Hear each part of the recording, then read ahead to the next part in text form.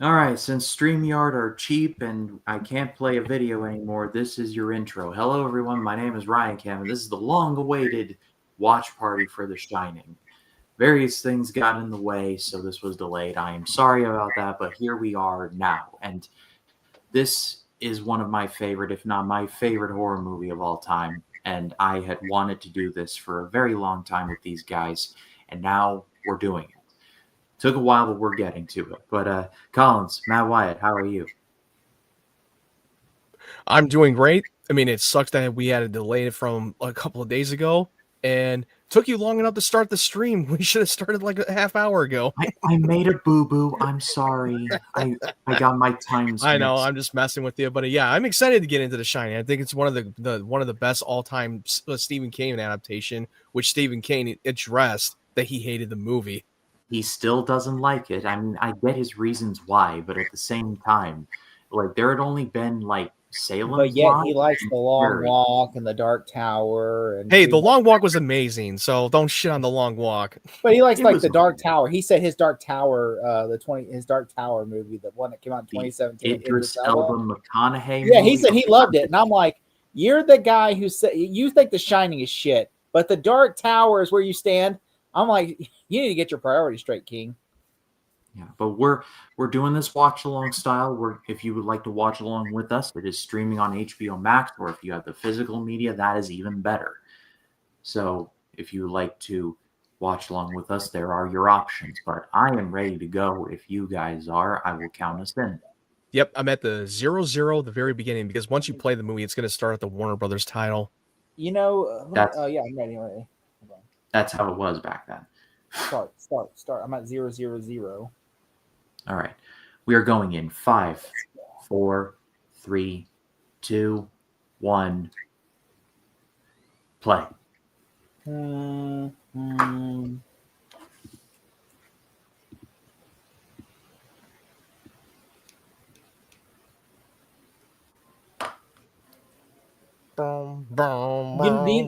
was your first exposure to The Shining? Mine was The Simpsons. It was Twister. When they were showing it at the drive-in and they were playing the movie The Shining in the movie Twister. That's when I saw that. I didn't even watch it until like years later, and I was so late in the game. I think it was like in the around 2010s, I believe. I did bought the 4K Blu-ray a year ago. I bought the 4K, I think in 2019, no, it wasn't 2019. The 4K wasn't even out. I think it was like 2021 or so like that. Whenever it was out, I bought it, and I was like, it was so good. It's such. It looks incredible. The 4K, one of the best 4K remasters they ever done. I mean, most of those classic movies now, then when they remaster 4K, they always look better. King Kong looks like shit in 4K. The Peter Jackson. Yeah, I haven't seen the 4K version of King Kong. It's shit. It looks like I've heard mixed. I've heard mixed bag on that 4K transfer. I regret buying that on 4K. I'm like, this was a bad idea, investment on my end. So probably get the standard 1080p Blu-ray. Yes, because it looks like somebody bootlegged it. Looks like somebody. I'm like, this looks like someone just was smoking weed before they were editing, going, "Oh shit, it's all distorted." Don't worry, we'll just. So for the movie Doctor Sleep that came out years ago with Mike Flanagan, yeah, he did some of the recreation of the opening of The Shining. I thought that he was honoring the original film. I love Doctor Sleep. I love the movie too. I thought that was so fucking underrated that no one saw. Yeah. I did not get a chance to see that in the theater. Because originally when they started marketing it, they didn't market it as a sequel to The Shining. Yeah, I know. They didn't really clarify what it's really about. They did later on. They really hammered this is The Shining, guys, we promise side of things. Yeah. Later on, after people complained, like, this is supposed to be a sequel to The Shining, yet nobody knows. Like, I didn't even know the first trailer. I'm like, it is? And then someone finally had to point out and say, yeah, it is. Then they went into the second or third trailer. They're like, heavy Shining references. Yeah. The Shining. Like, even down to, in the case of Dr. Sleep, even down to recreating whole sets. You see this back then when they were doing a fucking, like, pandering shots from the sky view. They literally just used choppers. Because now, today's day and age, they will always use, like, more drones. Or they'll still use some choppers every now and then, but most really use drones to do a wide shot of the whole landscape. You know, if there wasn't If this hotel was not haunted by ghosts, I would stay there. Yeah, but you're gonna be out there like all by yourself, going fucking nuts, isolated from the outside world, out in the middle of nowhere. I would go when they were open. Like I mean, with it's people. not. It's a nice place to stay in, but when you're all by yourself, you're gonna go fucking completely mad. Yeah. Keep So in this was mind- like 9 years before he was cast as Joker in the '89 Batman movie. And Nicholson was already a big deal. He would become a bigger deal as the decade go on, but he was already a big deal by I the think time he was. I think he got it. I don't know if he won an Oscar or probably got nominated for One Flew Over the Cuckoo's Nest. I think that was before The Shining. Oh, yes. Yeah, that Because had to be before this. that was mid-70s. 'Cause that was the time that he really like brought his career to a new level after that movie. Like I honestly, I just love him as like this character, like Because I did listen to a little bit of few chapters of the audiobook of The Shining, and they delve in a little bit deep the of book their is home completely a their lot home different life. from the movie. Yeah, they delve in deep into their home life before they move into this new place and out in the middle of nowhere. And they don't really explore this in the film version, but they just explain it a little bit. They just tell they you. did go back. Stephen King did go back in the '90s and do a remake of The Shining, like a TV version. That was my first exposure. No one liked I it. didn't know he did that. I had No no one clue. liked it. It was a shitty movie. My first exposure to The Shining was when the Nostalgia Critic reviewed the the miniseries and how awful it was. I wouldn't be surprised at this point when HBO wants to greenlight the remake of The Shining and try to do it as a television series and probably Maybe dive in a people- little I bit think more they from the won't book because version. people like this movie too much I mean, to where it'd be like trying to remake. You think they're Halloween. not going to try that? They will do it at some point. It's only a matter They of when. will. Even if no matter They how did great it the already, classic and it is, sucked, and nobody because watched it. if they want to do the TV version and they want to do it justice to what Stephen King wanted, they would try to take that chance. Also, let's pour one out for Shelley Duvall really fast, because even though this is one of my favorite horror movies of all time, she had a horrible time on this set and was bullied constantly by Stanley Kubrick.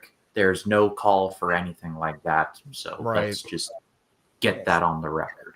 Yeah, they mentioned that she went through a lot of hell when she was on set the making of this movie. Which I think, I honestly, in this, I look. Here's the thing that pisses me off: that people are like, some people nowadays are giving this movie like, oh, it's a bad movie because the director was a piece of shit. And I'm like, that doesn't make it a bad movie because the director's a piece of shit. Yeah, even though he was a piece of shit, but even though that Stanley Kubrick was a piece of shit back then when he made this movie, he still made a fucking piece of art, and you can't deny that. Yeah, like Kubrick did it. Kubrick did it because he wanted to get Duvall in like the right headspace for this, and I mean, again, awful what he did, but at the same time, the results are like. Yeah, because then you get the results right this, because that's how you push your actors to try to stay into that character, making it believable. To Matt's point about the book, I've read the audiobook. It's been so long, but I've listened to it. It's good, but it's a bit like Kubrick trimmed a lot of fat for this one. I'll just leave he did. Absolutely did. Like him having an imaginary friend, though, Danny having a little friend that lives in his mouth, Yeah. In the TV movie, they in the book they do it faithfully, where it's like instead his imaginary friend is a guy who's a grown man floating around. I'm sure there's nothing to look into. It's so shitty. And you're just like, this is stupid. This is stupid. So Stanley Kubrick's like, I'm not doing that. No. Yeah, sometimes you just got to take things that works from the book and not what works, and just do what's best making a good movie. Also, Jack Nicholson had like a demon face at one point because he becomes possessed, and he has like a demonic face going, ah, and he's like, no, Stanley Kubrick got rid of that. And also the maze that was supposed to come to life, and like there was a lion in the maze that was made of like the maze. So basically, was that in the book? Yes. Oh man, I guess they just didn't have that kind of technology to be able to pull that off, because this was like in the early 80s. Well, the idea was like Stanley Kubrick wanted to do a psychological movie. Oh yeah, he didn't want to go all like supernatural. Like yeah. He didn't want to lean towards the supernatural, even though there is supernatural elements, but they wanted to be a little bit more grounded and real. Yeah, he's like he wanted to make like this is movies more about psychologically tormenting you rather than supernaturally tormenting you, Yeah. which makes more sense because Stephen King even had to tell him it's like when you walk. No, you don't get it when you walk into this movie. It's like you're walking into hell. And then Stanley Kubrick goes, "I don't believe in hell," and he goes, "Well, okay, well, a lot of people do, and I do," and he goes, people are going to expect that when they read this. And he goes, well, I don't care what people think. This is my version, my movie. Listening to the audiobook of The Shining and then watching the movie is like listening or reading the Jaws book and then watching the Jaws movie. There's a lot of that. Yeah, the movie has a lot going on in that movie. You're just like reading the book. You're like, there's a guy who gets his dick cut off in the book. Yes. And I'm just like I'm sitting there reading the book. Like, when does the shark come into the play? I mean, I'm like 50 pages in already. Yeah, and like Hooper and Mrs. Brody have an affair, and then Hooper dies. Yeah. It's a lot.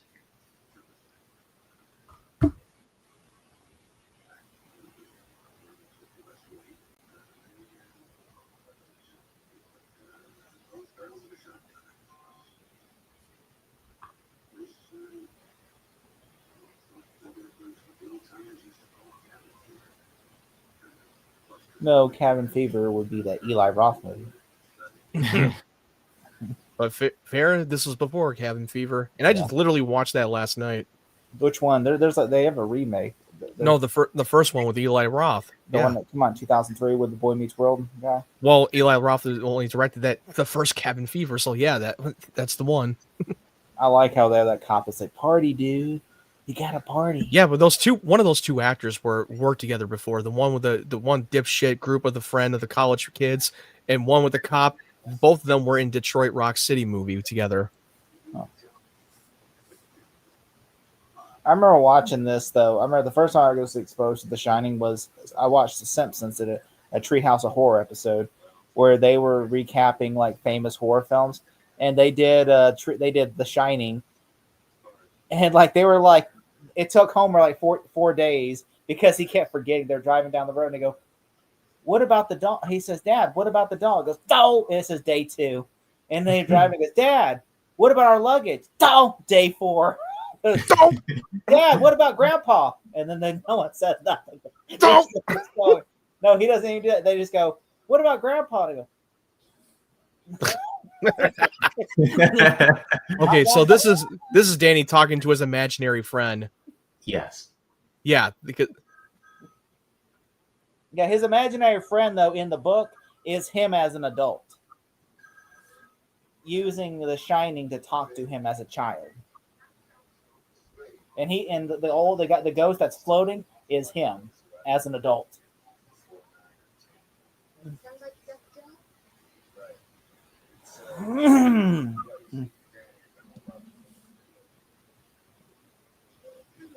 Tony is him as an adult.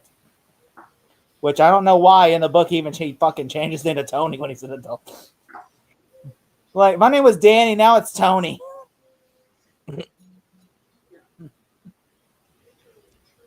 By the way, in Doctor Sleep, never changed his name to Tony. And I was like, where the fuck was that plot point at, Stephen King? You want to bring up continuity and shit. Oh, we got the elevator. Red rum. I wonder if they sold these chairs afterwards, like the production. They had to literally put puddles of fake blood over the hallway. I'm pretty sure those chairs were totaled when they were done. Oh yeah, I gotta watch the behind the scenes more, like diving deep into that. I've never this scene is so weird. Like, why can't he have his pants on for this? Yeah, I don't understand that.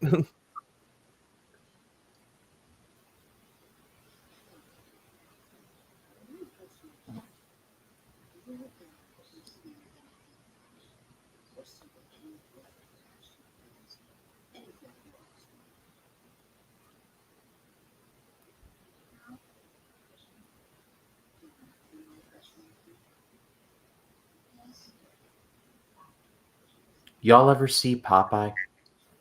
The movie, the Which Robin one? Williams movie, The Popeye? cartoon or the movie? No, the Robin Williams one. I've never seen it. I can't. I might have seen bits and pieces of the clip when I was very little, but I don't remember watching the entire Popeye movie. Because Shelley Duvall is olive oil in that. I believe it.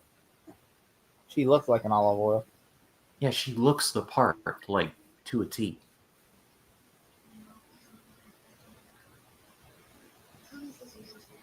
I'm not gonna lie, but it told me there's a guy named Tony lives in my mouth. I'm like, what the fuck's going on? You want to run that by me again? It's like, don't say that to a grown ass man because you're gonna end up on a cereal box. You say that to the wrong person. Yeah. I don't think that had to be his imaginary friend. I think that was just the spirit of the dead that he contacts because he is a shining. Because that's part of his talent. And he also in the book and everything, he's literally it's him as an adult that he's talking to himself as an adult. Yeah. Oh yeah, that's true. Yeah. But in the book, he's floating around as a ghost. He sees a floating hand just floating around. Yeah, because he sees a floating man, because he sees ghosts, he sees the dead. Yeah. Which when they did the 90s movie, it's so bad. It's just I think it's because they did because it was a mini series in the 90s for a cheap budget. It was a shitty version of it. They just didn't do it well. I would never have done that in the 90s. I would have been like, no, we're gonna wait probably till like There's been a lot of shitty 90s horror that they always do it so poorly. But Sting was so adamant about saying fuck you to Stanley Kubrick, that's why he did it. It might have been.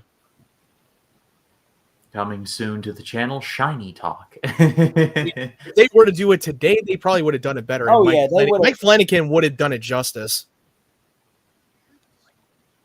Which again, like Mike Flanagan also is a fan of the 80s movies, so he said. Of course he is. He's a fucking fanatic horror fan. He loves the old school horror. I was actually, when Dr. Sleep came out, I was waiting. I said, if Stephen King hates this movie, then I know I'm going to like it because that means that it references The Shining in the 80s. If he likes it, then I'm like, fuck. But he liked it. But then again, he likes everything nowadays, so it's really hard. Yeah, it's going to be hard now. He's a little biased.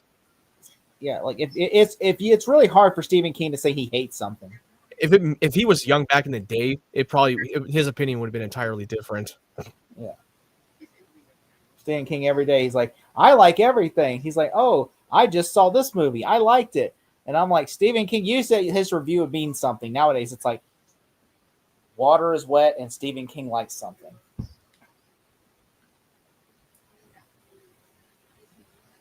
I wonder what the Stephen King of the 70s or 80s would say to some of the stuff that goes on, like some of his adaptations today. He's like, he'd probably call himself a pussy.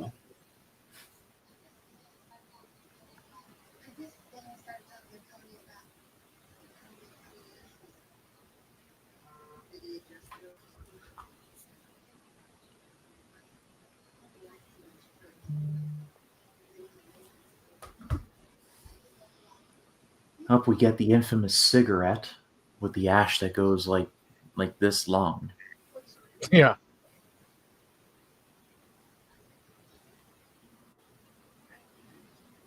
One day we're going to have to show Matt the 90s movie. For sure. So how bad it is. It's, yes. 90s movie? We're going to have to show you how bad it is. Oh, the mini movie, the TV film.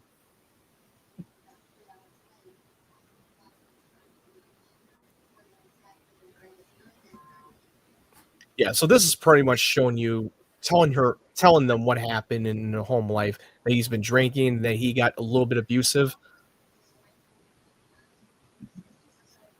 No, power of hindsight. Power of hindsight. This is definitely a different time because she described some of this stuff and it's just like, yeah, why haven't the cops been called? Jack Nicholson should be in handcuffs. He'd be like that cop. Bad boys, what you gonna do? Well, it's one of those. It's one of those wives that are too scared to speak up and too scared to report it. That they think that their husband's going to change and get their act together. That type of thing. It's every trope. Well, also, of every back in like life. the 90s, it wasn't like, not 90s, but like in the 70s, it wasn't like most people would have been like, oh, that's their marriage. It's none of our business. Yeah. Like, they don't want to get involved in their business. I mean, I've heard stories from like my grandmother and stuff. Like like he says, like people. I said, yeah. Sometimes, like some men hit their wives in the 70s. Yeah. And the wives are too scared to speak up, so they be in denial.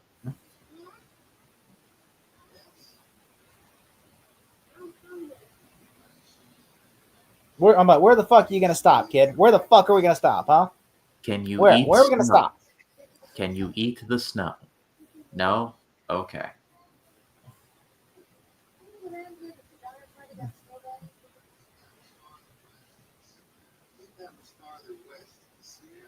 Oh, do you see a McDonald's around here?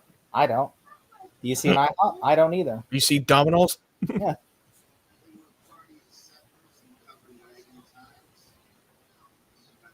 And they hate each other. Stephen King hated Jack Nicholson's performance, saying he's crazy before he even becomes possessed. Like literally, he's crazy. Well, his insanity went up to a new level the moment he entered that place. Yeah. Especially with the spirits that are fucking with his mind. Salad on the tip. Because when he enters that place, it brings out the worst in him from those spirits that are fucking with his mind.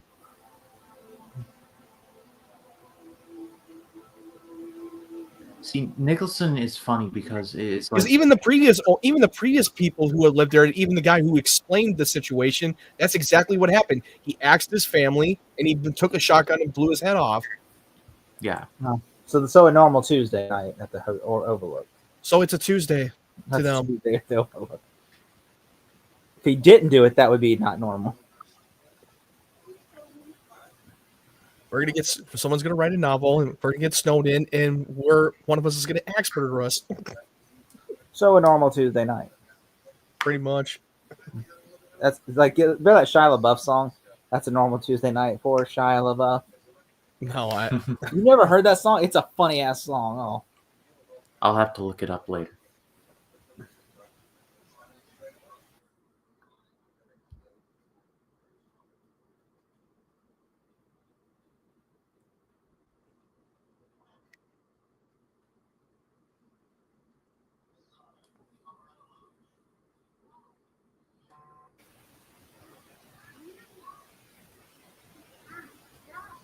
Ryan. Yes. Check your text. Check your text messages.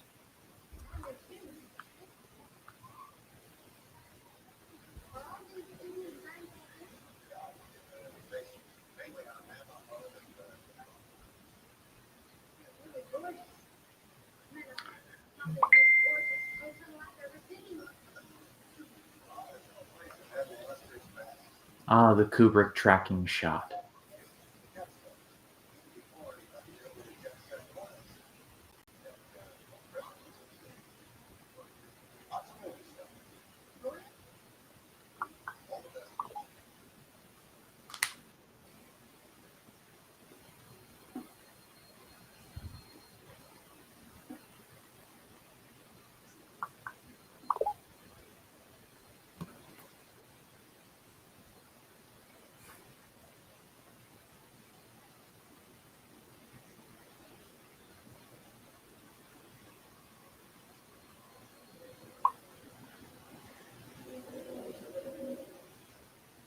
oh, the creepy twins. I feel like the little boy They were definitely. I think that those two girls were the victims of the father that axe murdered Have you them. seen this before, Matt?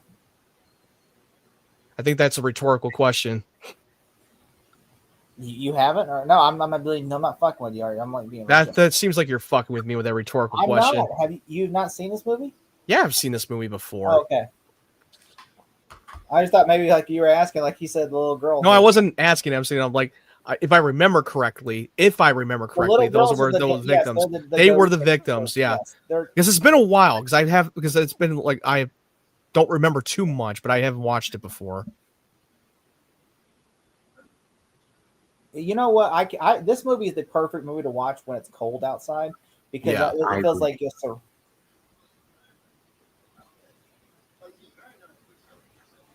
Yeah, you blew your brains out.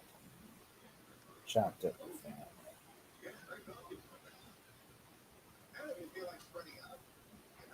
I actually do have a on my key ring. I have the shining.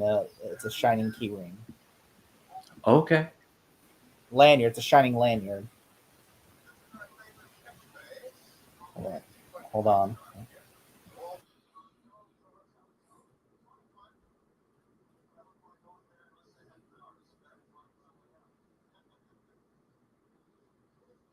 You ever been in a maze, Matt? No, I have not.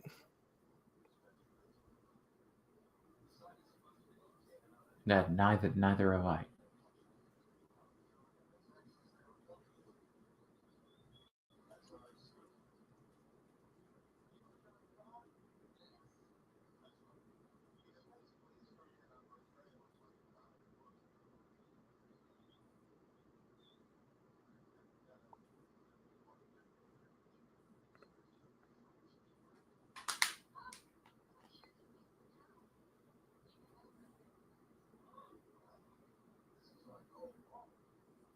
This is basically Kubrick saying, this is not important now, but just keep this in mind. It's going to come up later. A little bit of a steaming foreshadowing. Like, even down to a lot of the shots. The shots are very similar to what we see later. He does a great job with the tracking shots. Where did you get that? That is cool. I think I got off of eBay. Well, that's supposed to be. That's a keychain. Yeah, that's a lanyard. Yeah. Oh. See. You know, Scatman Crothers, who plays Dick Halloran here, he was an incredible voice actor. He was in a show called Hong Kong Phooey. He was in the original Transformers cartoon. Like, his credits are endless.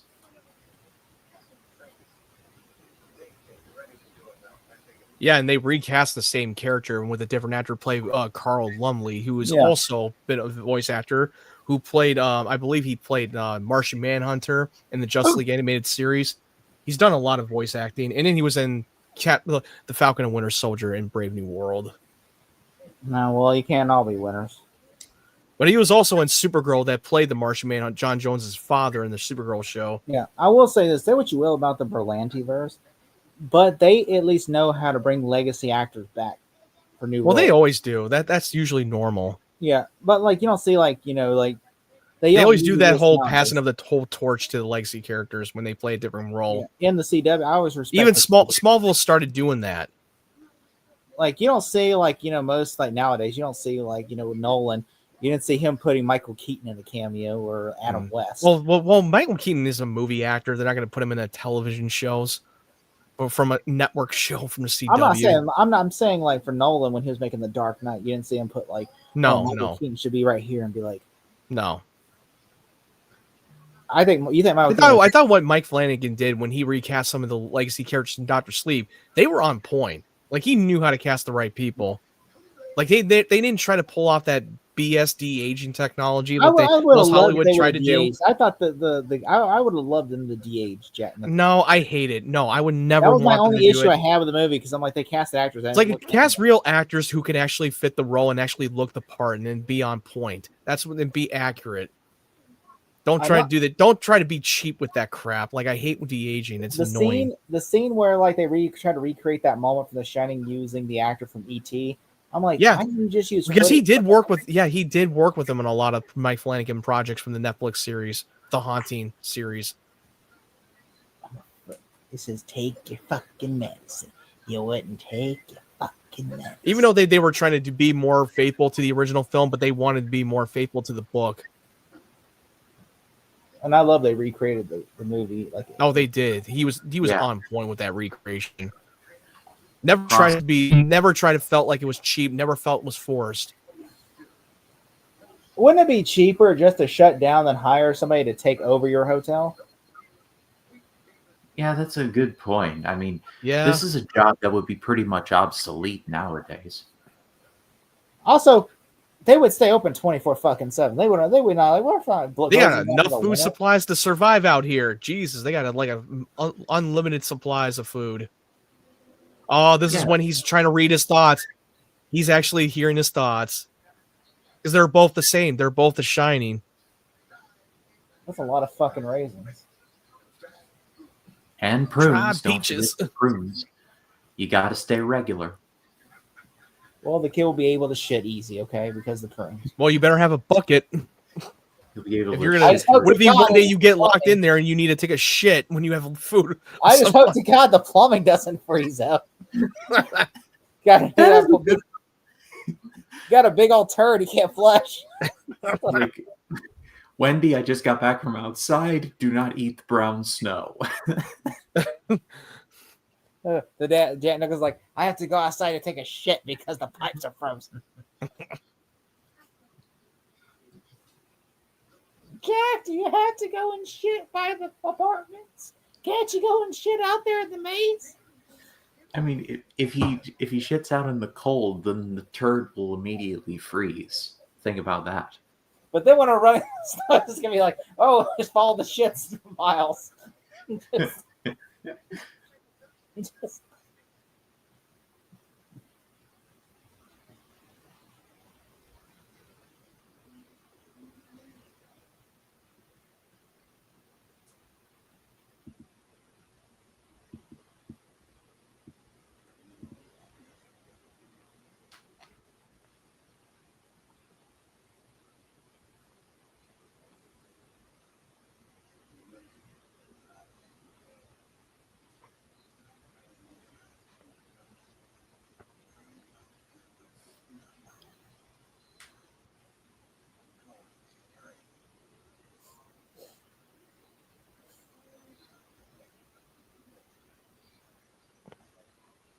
You know, when I was in school, when I was in elementary school, I saw this book, The Shining book, but it just had a picture of somebody like with a silhouette with like a bright light behind them, and I'm just like, what is this book even about? Like, you know, I'm like, wait a minute, they had The Shining in an elementary school? Yes, yeah, and I picked up the book one time because it said Stephen King, and I'm like, oh, that guy made It. And it said The Shining, and I was telling the librarian, I'll go, oh, that's a scary book. And it just had a picture of someone in a silhouette. It said The Shining, and it just had a silhouette of somebody, and then it just had a big, giant, look almost like a sunshine behind them. I'm like, that is the shittiest cover I've ever seen for The Shining.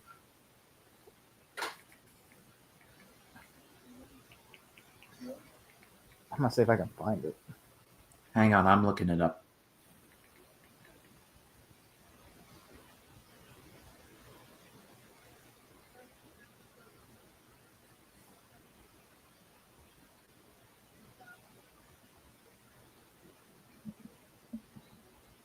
Yeah, this is it right here. This is the book, the cover I saw at my elementary school library. This one. Oh, that is generic. Like, it's like so. I'm like, how would I even know what this book's about? It's just.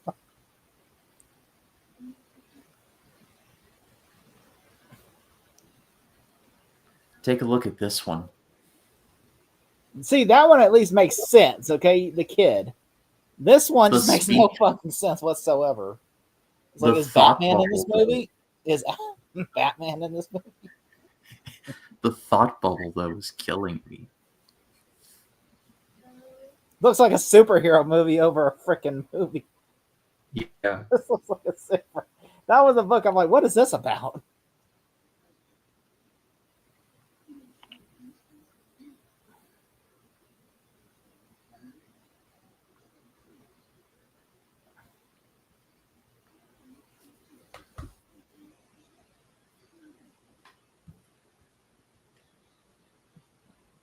Oh, yes, very bad.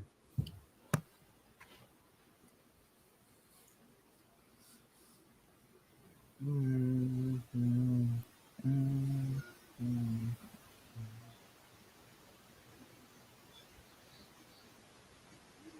know what? You know my second favorite Stanley Kubrick movie is A Clockwork Orange. That's your favorite? Oh, That's my second favorite movie. I think that's such a brilliant movie. It's a good Yeah. movie, but it's not a movie I would watch again.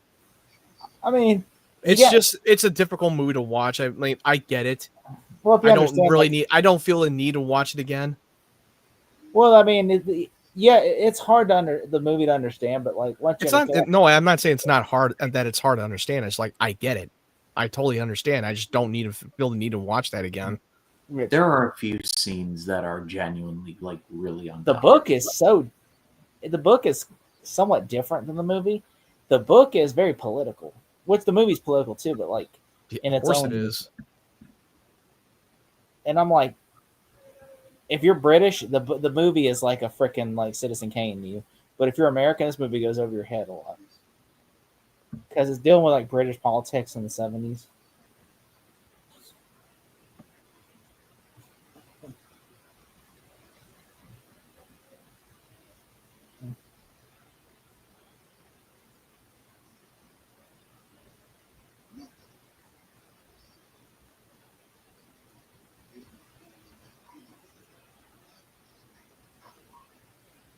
Why can't you just If tell there's him? nothing in there, then why would you tell him not to go in there?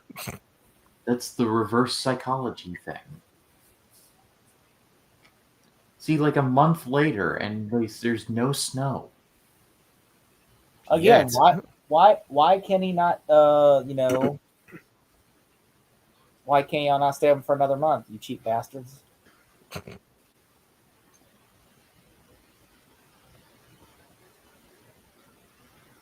They let her cook her own meal. Not have the chefs coming in there.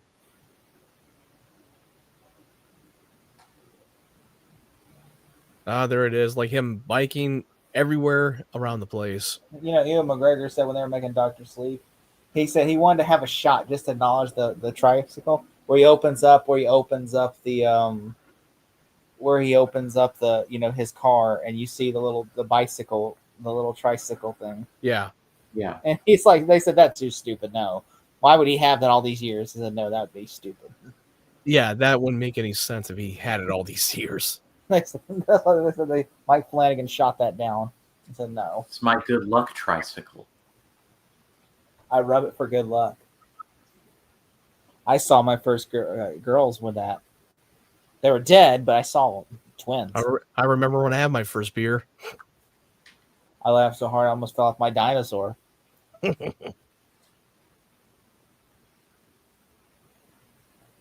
Oh, that's such a funny movie. You know, I watched today Project X for the first time in years. For the first time in years? Yeah, it's been years since I still have the Blu-ray. I still own the unrated Blu-ray version. So good. It's so fucking insane that they were able to pull off that kind of crazy shit. Some people did actually copy it off of Project X. Yeah. What a great one was shot that they're using from the mirror side and from her end Yeah. as they're communicating.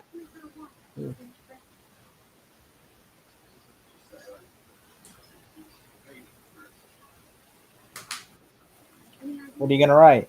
I don't know. Probably write the Great American Novel. Might write about Teletubbies. Who knows? My Little Pony fan fiction.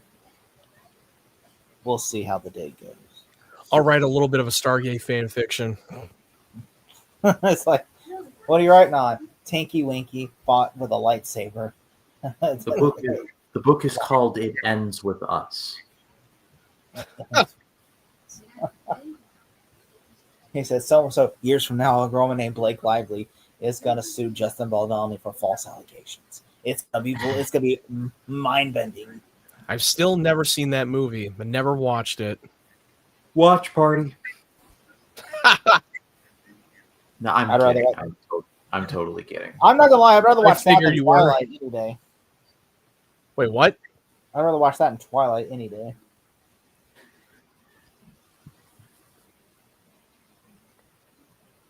You made these eggs. And watch him throw it on the ground. Says, I said over easy. I said over easy. Now, why did I do that, Wendy? Huh? Because I I refused to like split my with you last eggs scrambled. You know that Stanley Kubrick kept moving the set around? Yeah, they would to make it psychological to the audience. They said move the furniture around in the scenes. It also draws parallels to Jack's sanity. The crazier he gets, the more the furniture moves around. To which I'm like, that makes sense. I'm like, that makes a lot of sense.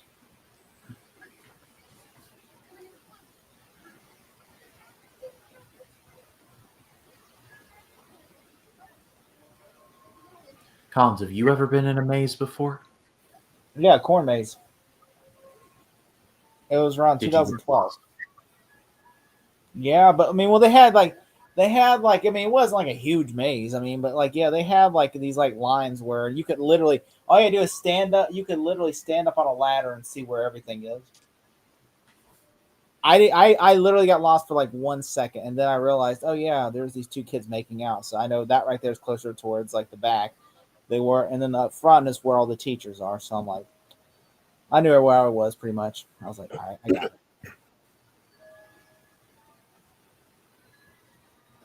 I think one kid died that day. They never found his body. God. No. Okay. Imagine that got a little fucking dark already. If that was a skeleton where a kid was just looking for the pumpkin. Yeah, it wasn't even a corn maze. It was a pumpkin maze, by the way. It was a pumpkin maze.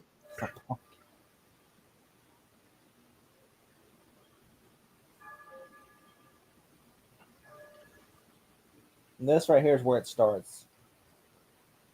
Yep.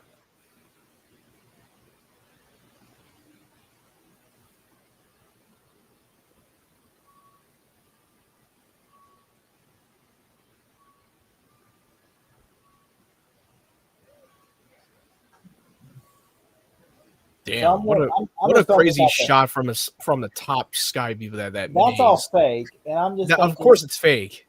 I'm thinking Shelley Duvall and the kid are walking. They're probably walking on a green screen, and then they're cutting they're trimming or a map painting, and then they're cutting the scenes together.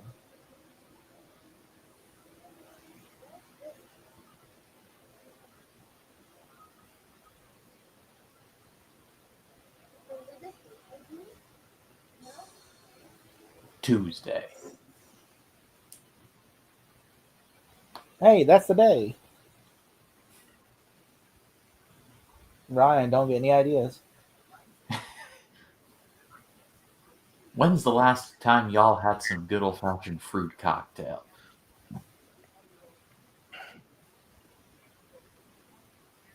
When I was in elementary school. That's some good old school cafeteria food right there. Honestly, all this canned food, I'd be like, they probably should. A lot of this food tastes like shit. I mean, they are in the middle of nowhere, so I would imagine yes. I bet you all the hotel stuff probably took all the good food out and let, oh, leave these people have the shitty food. Make them all canned food. Well, I mean, the freezer did have like all the meat you could ever want to like cook. So there's that. What are they gonna do? Go on the carnivore diet? Look like Joe Rogan when they get done. Hey, what's going on, guys? The wife's there who's got a 6-pack. You're like, you ever tried DMT? This kid's cardio has got to be insane. He rides that thing so much. There's the room 237. Also, that's a big ass hotel. I'm surprised they did not find this kid. They're like, the kid goes missing in the hotel for a couple hours.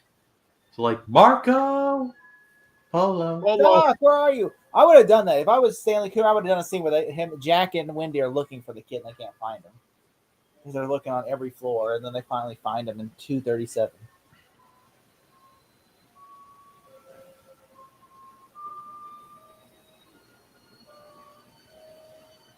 Don't open it. You can't. Don't open that door. He opens the door, and you know who was in there? Diddy. Oh no! I hope you enjoy prison, Mr. Combs. He just got sentenced today. He'll be in prison, and he'll be the pie. He's gonna be. He said, Fuck, there's a song that made me laugh that someone said he's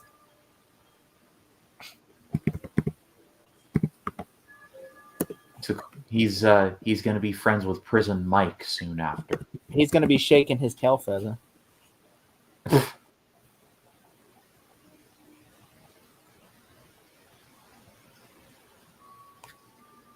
You know, every time I think of this shot, I think of this hotel in Disney World in Orlando called the Grand Floridian.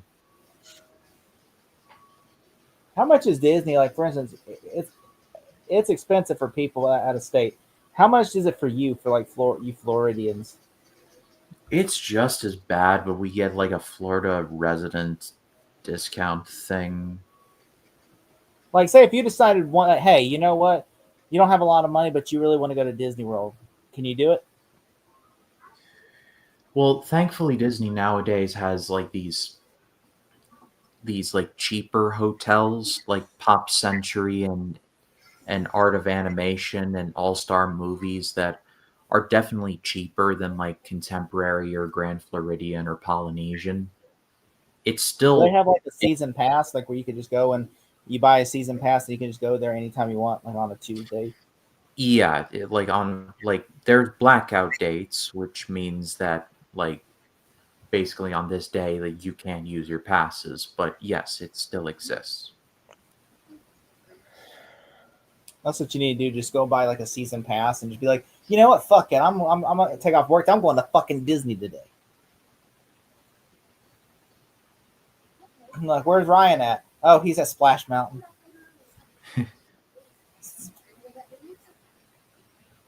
You're like, I needed that.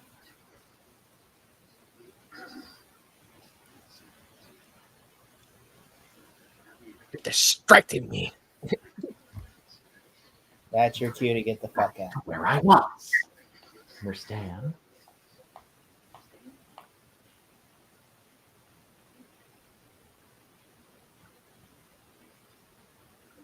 Hear me typing. You don't hear me type. Fuck you hear me.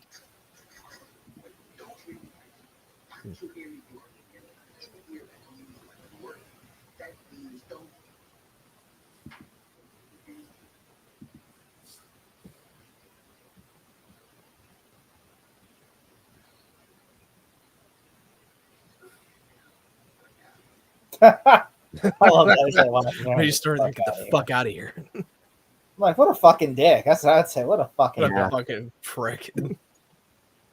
I was gonna give you a great orgasm tonight, but you can forget it. Guess you're not gonna get an orgasm tonight. Yeah, you can go jerk off in the hotel room at 2:37. Don't jerk off to the typewriter.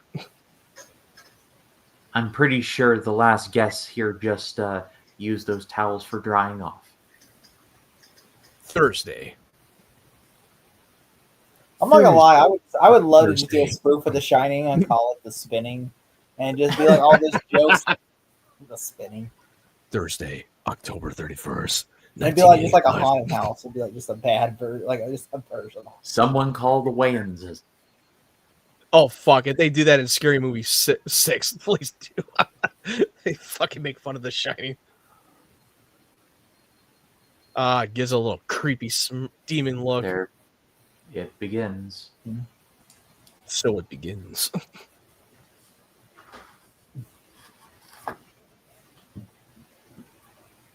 I guarantee there's gonna be a Diddy joke in Scary Movie 6. There has to be a Diddy joke. Oh god! Are you kidding? I'm pretty sure at this point that the Wayans brothers are not going to pull any punches. They said the director said today that they don't care if they offend people. They're going to go all out. Good. I mean, one of the characters is very controversial, Ray. He's a guy tattoo. Ray. Fucked me. Ray. Fucked me. Right. Because they were making fun of dude, Where's My Car when they had that tattoo on their backs. Dude, sweet. Dude, sweet.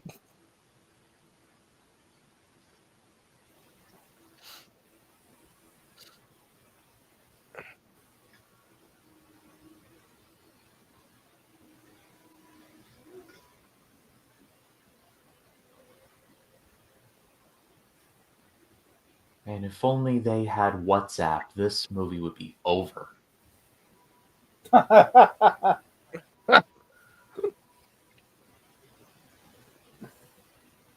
That's true.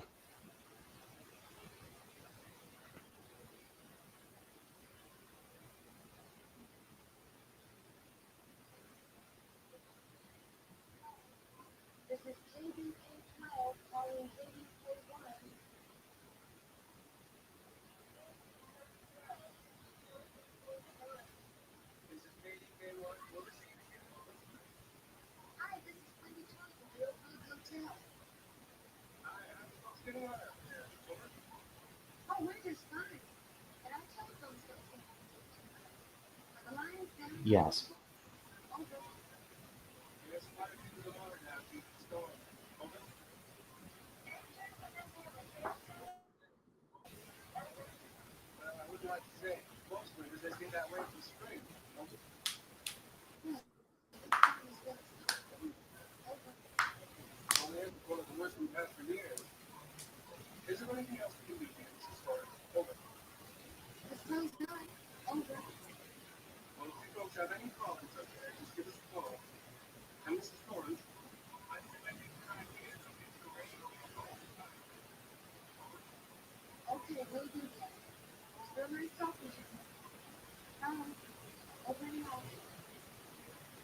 Over and out.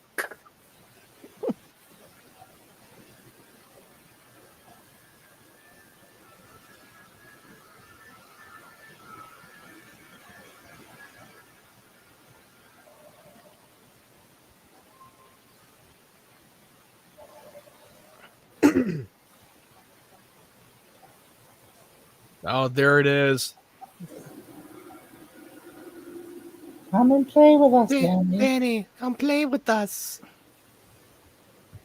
Hello, Danny.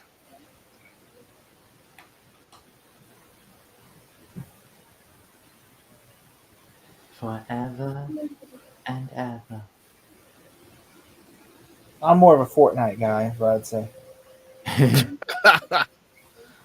I don't like playing. I don't like playing that. That's not. I'm not. What's the? I'm not a freaking old barbaric kid. I like playing Fortnite. You got Call of Duty? Let's go. Kids Or- like, "We don't Danny sees a little bit of the glimpse of the flashes of the dead corpse of what happened, get axe murdered. Or Roblox. I'm more of a Monopoly kind of guy. tic-tac-toe in your face." And the kid's like, "Yes, play." And then all of a sudden it gets tic-tac-toe.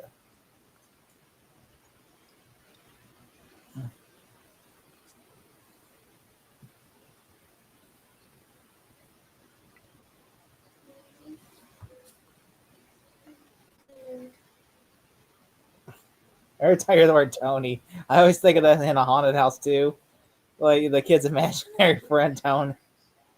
Or no, was it not Tony? It was Tony in the first one. Yeah, but remember that girl had imaginary friend Tony? And he said, "It wasn't me, it was Tony." Well, I'm gonna beat the Tony out of you.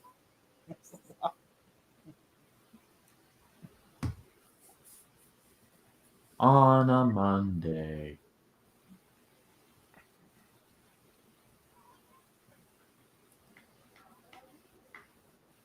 I would not want to be alive in 1980 because there'd be nothing good to watch.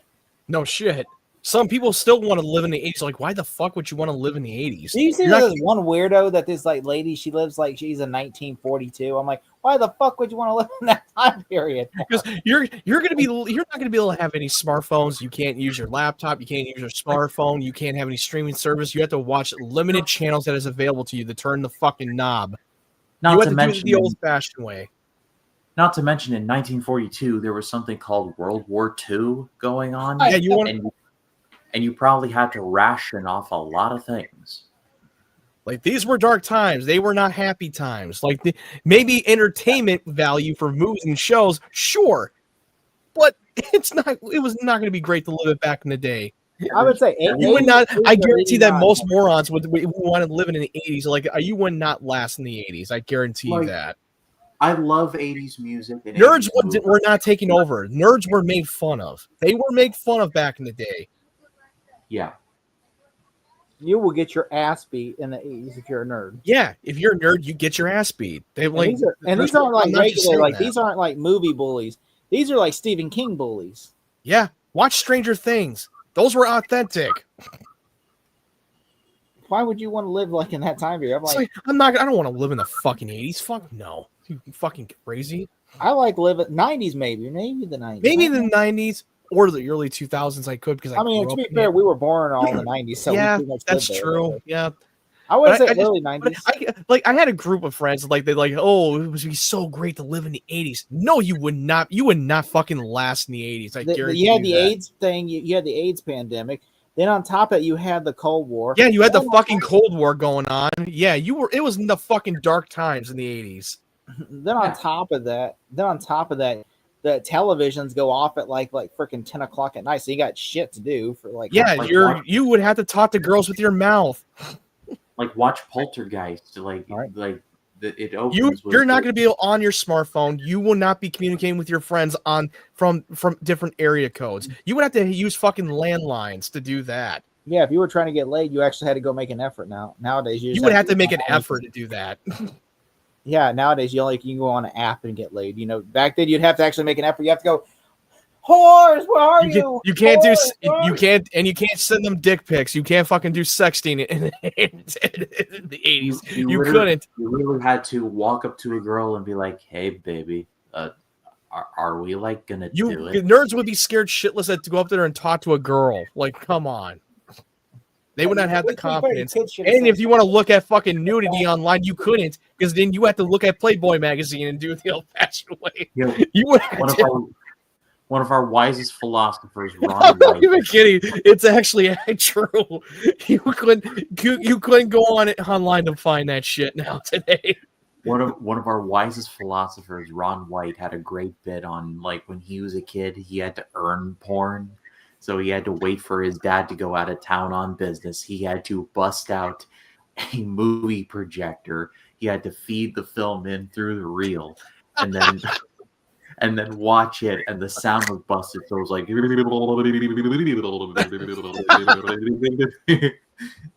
Yeah, even if you had internet, like back in the early 2000s, because once you're searching for porn, you get pop-up virus and shit, pop-up shit. When I was a kid, you had to wait till 3 o'clock in the morning, and on Comedy Central, they had Girl Gone Wild ads, and that's the only thing.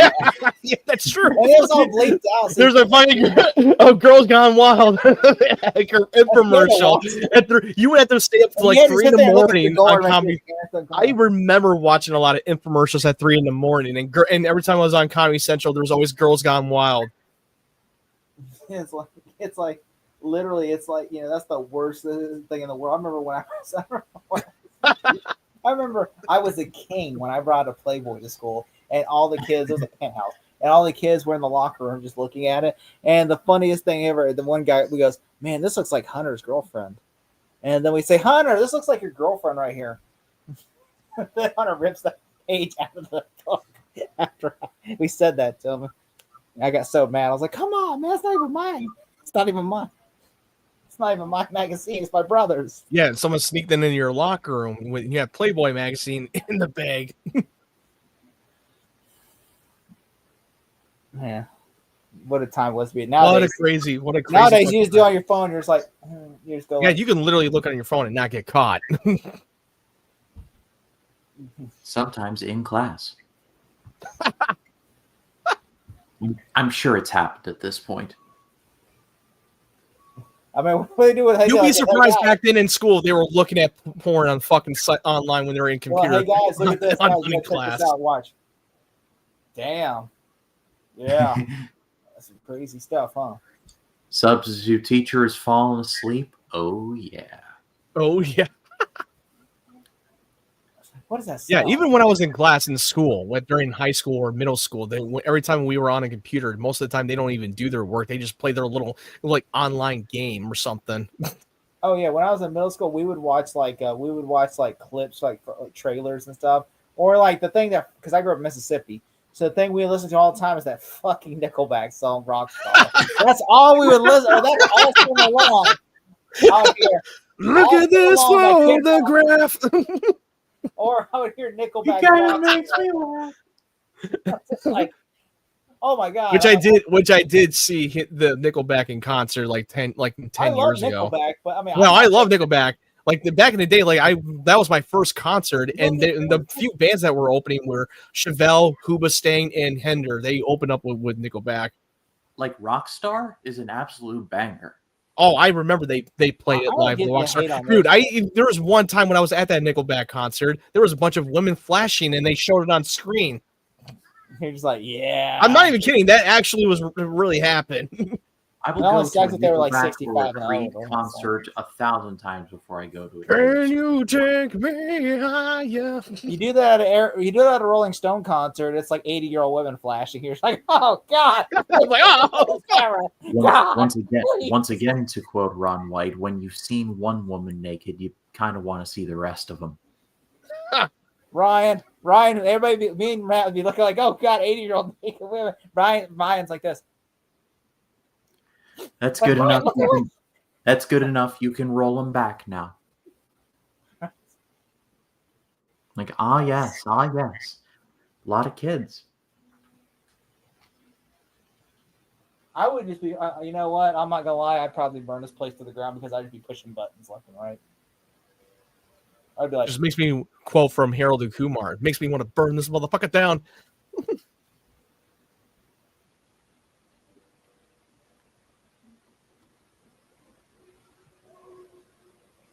Oh, and even back in the 80s, you didn't have any GPS. You would have to look on the fucking map, the old-fashioned way. I'm sorry, this is supposed to be a hotel. Why is there only 4 washer and dryers? This should be they should have 20 or 30 of those. Did I miss something? Didn't Danny open up that 237 room? Because the room is open, or did it open itself? It opened itself. Yeah, I figured it did. My name's Jeff.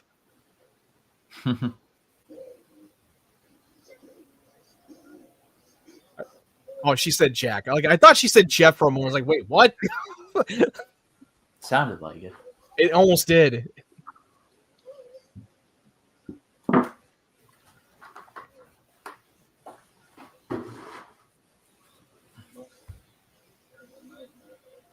Yeah, the spirits are tormenting him. I dreamed. That was on Epstein's Island. So horrible.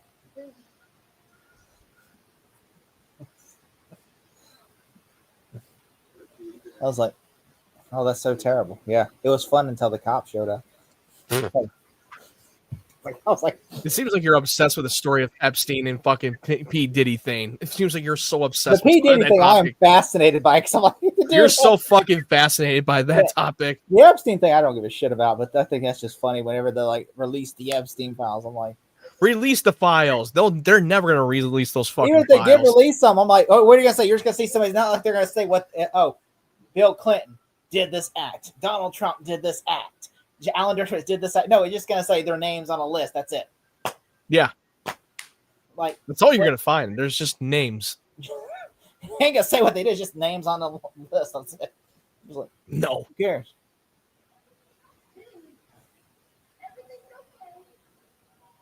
At least with Diddy was funny. Diddy's are funny. Diddy, that's pretty funny. It's like a dude, a bunch of baby oil. I mean, he's a piece of shit, but I won't lie. In the movie, fucking what was that movie with now I'm Get Him to the Greek. He was in the movie Get Him to the Greek.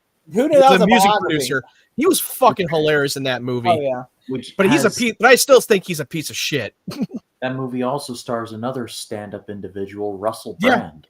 Yeah, another piece of shit, but fucking hilarious movie. I don't know. Russell Brand, we don't know 100% with Russell because it's a he said, she said. I mean, yeah, he gets called out of he said, she said, and it gets brushed swept under the rug like nothing happened.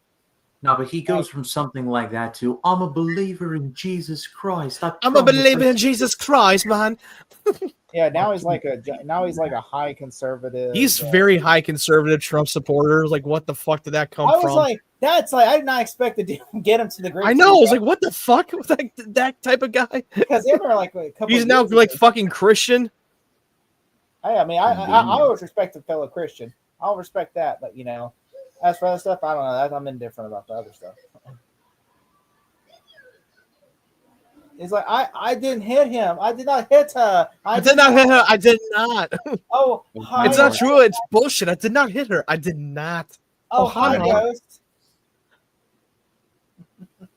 Tommy Wiseau is Jack Nicholson. Just doing a fucking meme You're of this. tearing me apart, Wendy. I did not hit him. It's not true. I did not hit him. It's bullshit.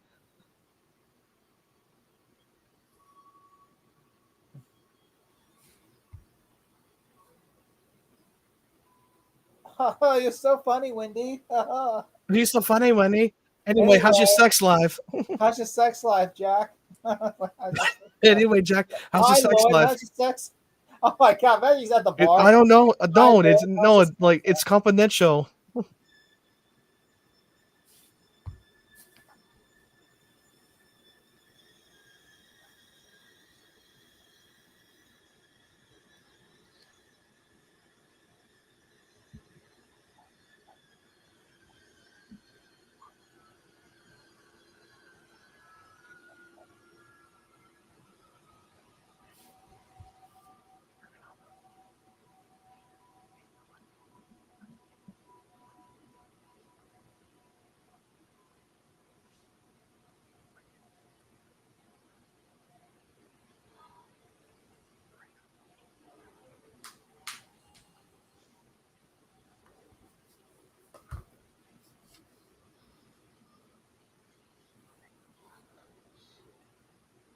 For this beer. Like, Did you know? Have you guys seen with the sci-fi film called Passengers with Chris Pratt and Jennifer Lawrence? Yeah. Yes. That's Remember that scene in the bar? They literally did a shot-for-shot recreation of The Shining. They literally did that. Yeah, that's the one where Chris Pratt's a monster for doing what he did. Yeah, Pretty much. Yeah. That's the one. He is an evil piece of shit for that.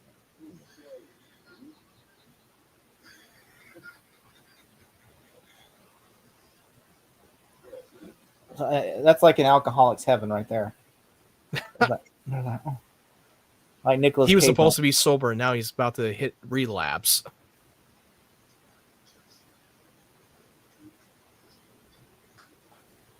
It's the spirit of the bartender.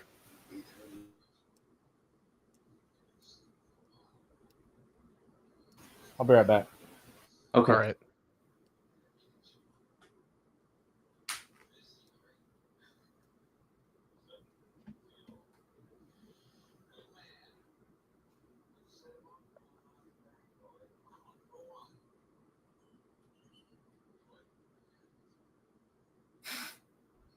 Got a shot of Jack Daniels. Which I had Jack Daniels before. How was it? Well, it doesn't taste that good, but it's not really about the taste. It's about the effects of that shit.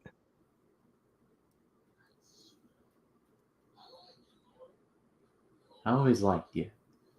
You're best. Yeah. Bartend. Up to Portland, Maine. Or Oregon, for that matter.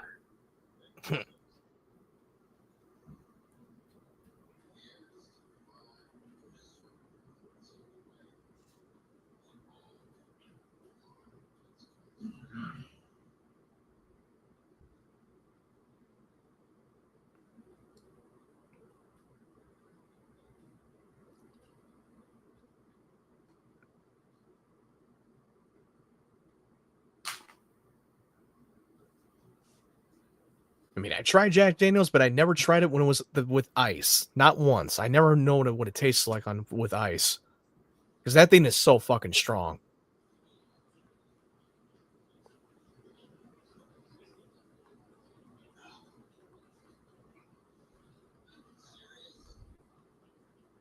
They even had this new policy on TikTok. If you try to go live and you show off alcohol and any substance, they give you a fucking warning. If you show up the substance of health can harm yourself, of your health, blah, blah, blah. They give you a fucking warning if you try to go live on TikTok and you have alcohol and beverages. Well, the drunken live streaming genre is about to go the way of the dodo bird.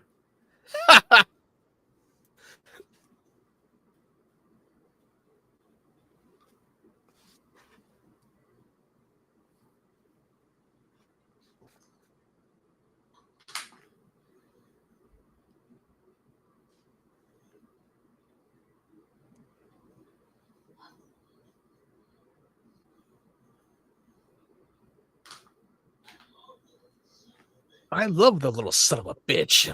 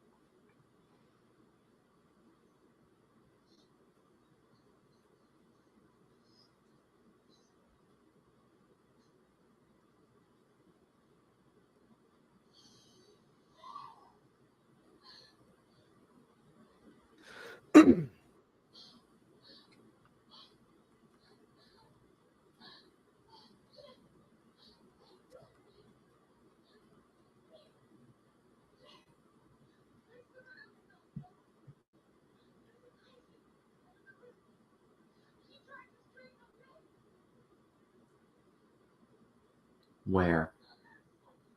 Are you out of your fucking mind?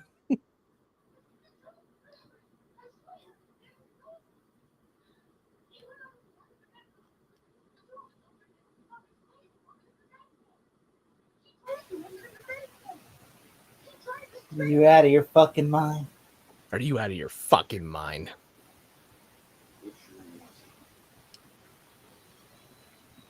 Oh, I thought it was like, Look at the quality of television when it looked like shit. This is news. This part always made me laugh just because Mr. Halloran definitely has a type. oh, the picture. Pictures, plural. Well, yeah, he liked cocaine as well.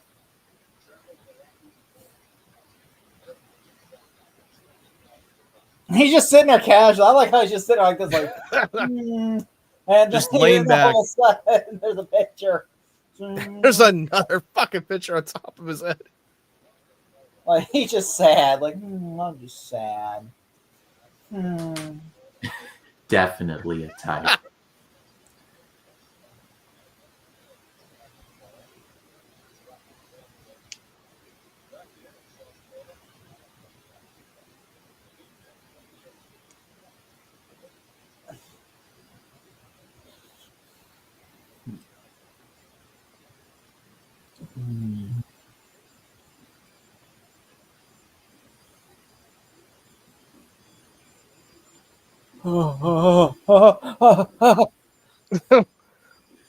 Danny's sounding the alarm.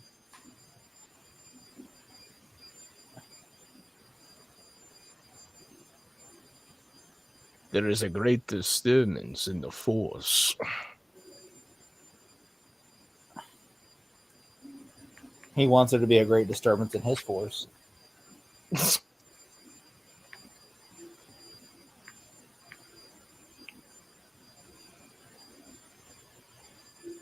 I like when the kid's like,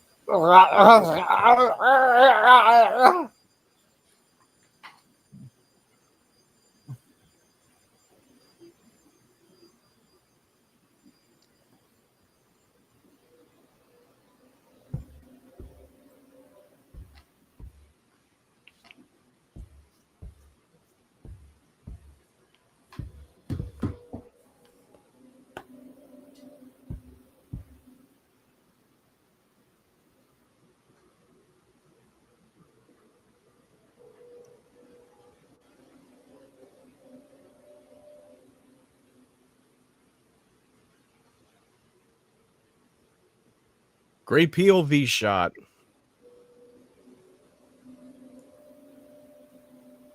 These are the bathrooms in the land of Oz.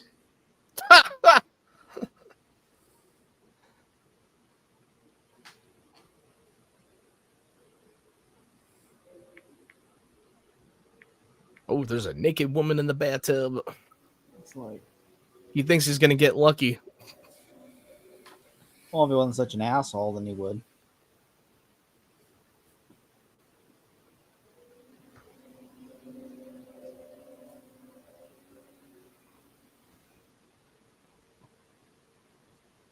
Ugh. Oh.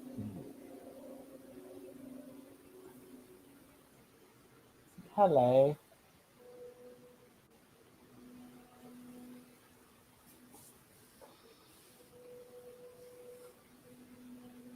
Yeah.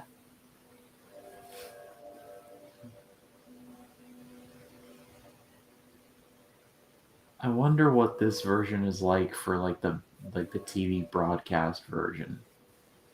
Probably not showing all that. They're probably just focusing on his face. More than likely, yes. Because I doubt they're going to show a woman's vagina and a woman's breast on screen on cable. Yeah. You're just gonna see him drooling.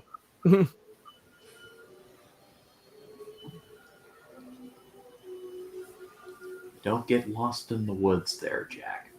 Oh, Ryan, you're so fucked. I was literally like, I know. I was like, I could literally make a joke about it. I could make a joke. I'm not going to. Then Ryan's like, oh, I got this over here. You ain't got no future, Jack.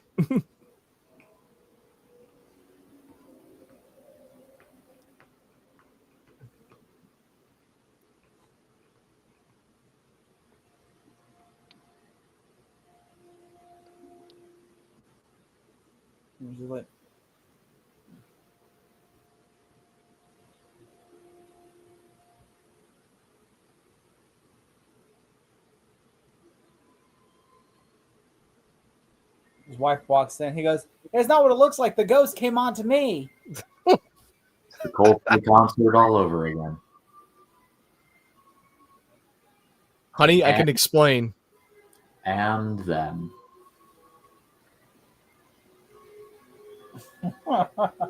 Oh, God. Oh. Shorty from Scary Movie, like, I'm still into it. Shorty from Scary Movie, like, I'm still into it. And he said, just put a bag over her head. That scene reminds me in the faculty. Remember in the shower where she's deteriorating? Yeah. It seems like he watched The Shining and thought we could do something like that.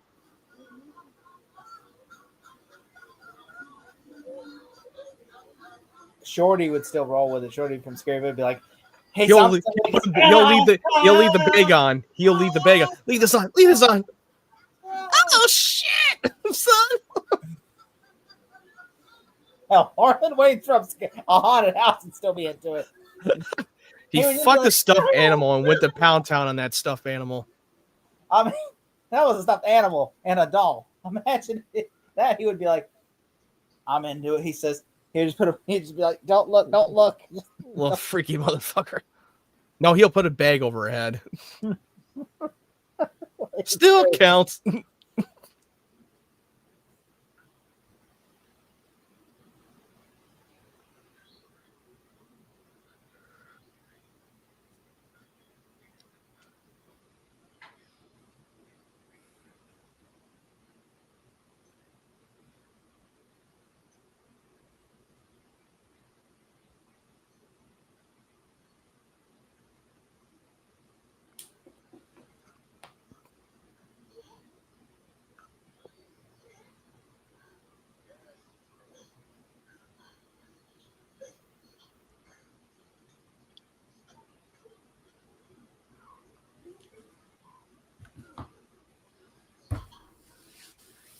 Sure.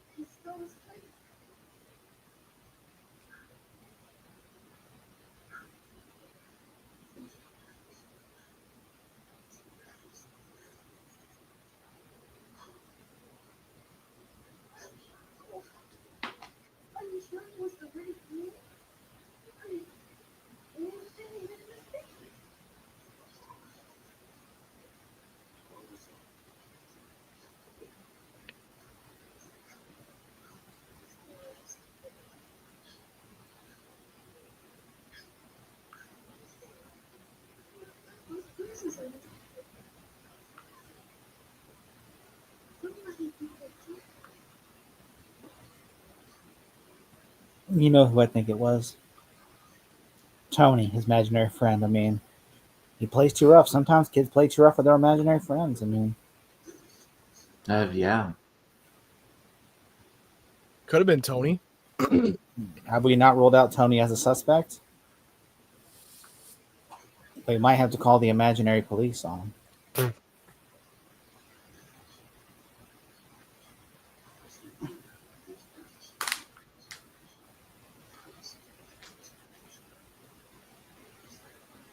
Well, there always is a third option. What's that? He says, we have a homeless person living here.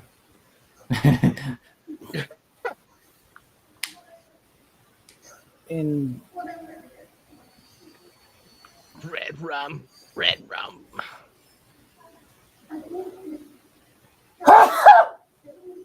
Bless you. Thank you. Oh, earlier I sneezed so bad I almost threw my back out, and I'm like, oh god. I went, "What you?" And I'm like, oh. Sneeze so hard, dude. I'm gonna crunch a sneeze. I'm gonna crunch a sneeze. Oh, I think I broke a rib. I was watching this show Nip Tuck one time, and then there's a scene where the plastic surgeon is going down on a girl, and then she sneezes while he's going down on her and breaks his nose. I was like, damn.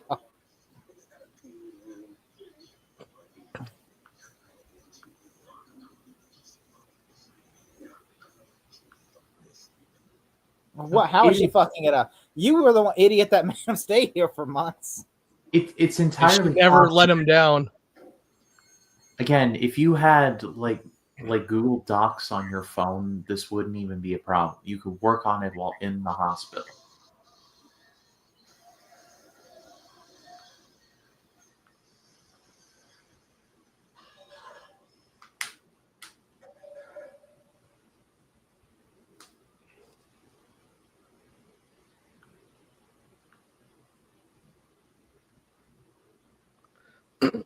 And now we've got the scene from Ready Player One.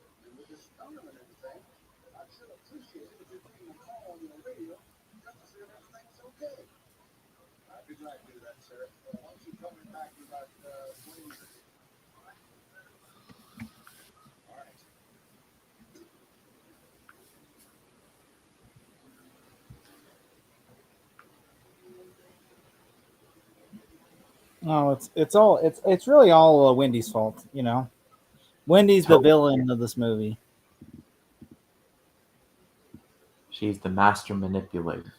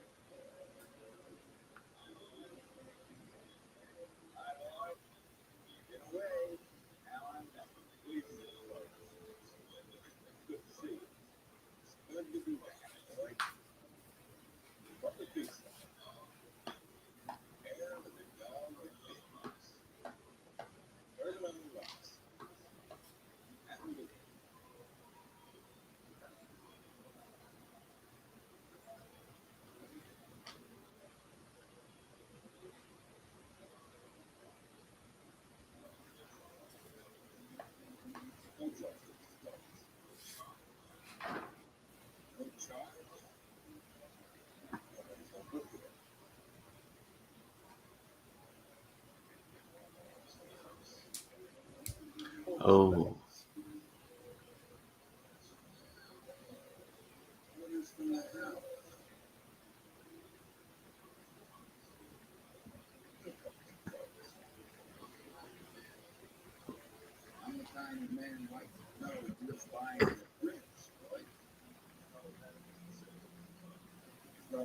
There's no need to pay. At least Because they're all yet. ghosts. They're all spirits around you. We're not just talking about the stuff in the bottles.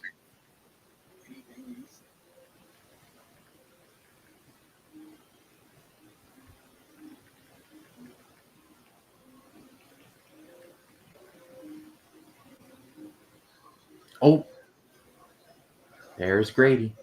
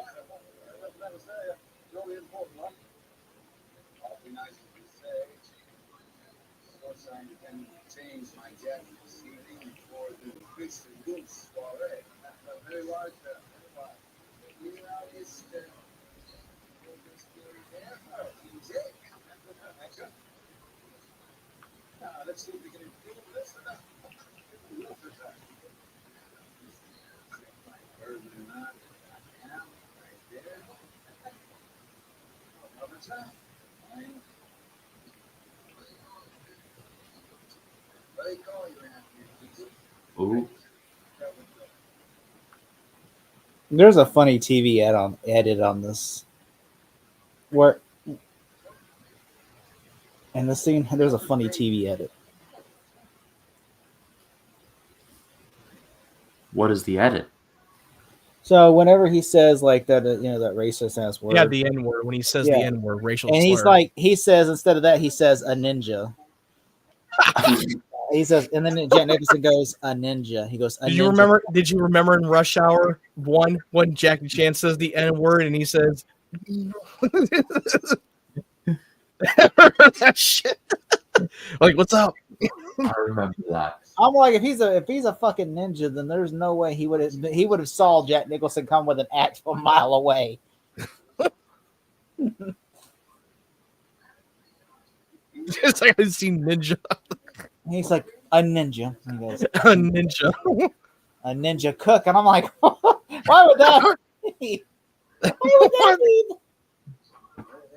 A ninja. Imagine kids like, there's a ninja in this movie? Ninja? To quote Chris Rock from Beverly Hills Ninja, ninja? You're a ninja? Get out of here, you ninja.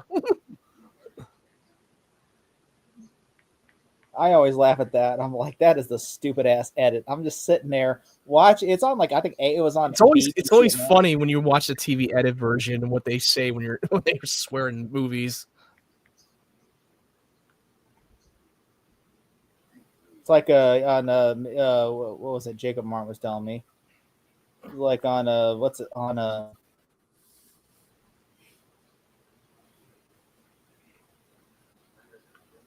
fuck, what was it?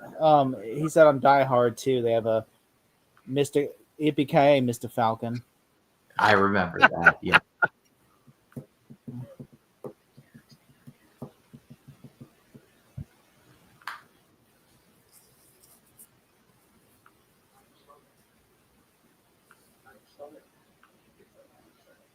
Yeah, he's the man that killed his own family and blew his brains out.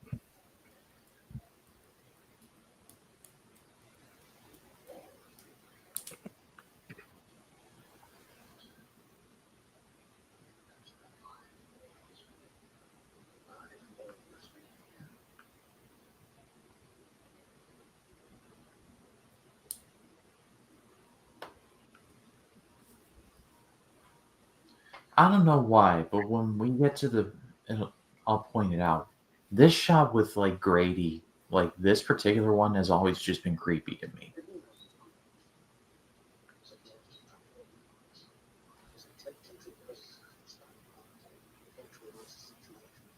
This right here. This.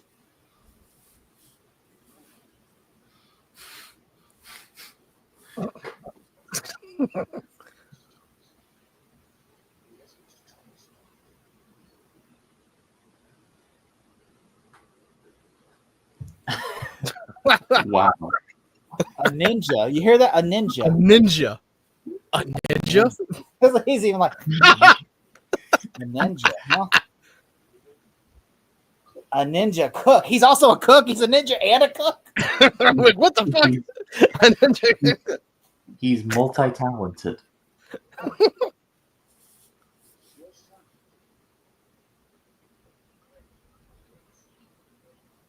It's very ironic that they allow Jack Nicholson to say the N word. I mean, I get that the other character right here is racist as fuck, but oh, come on, bro.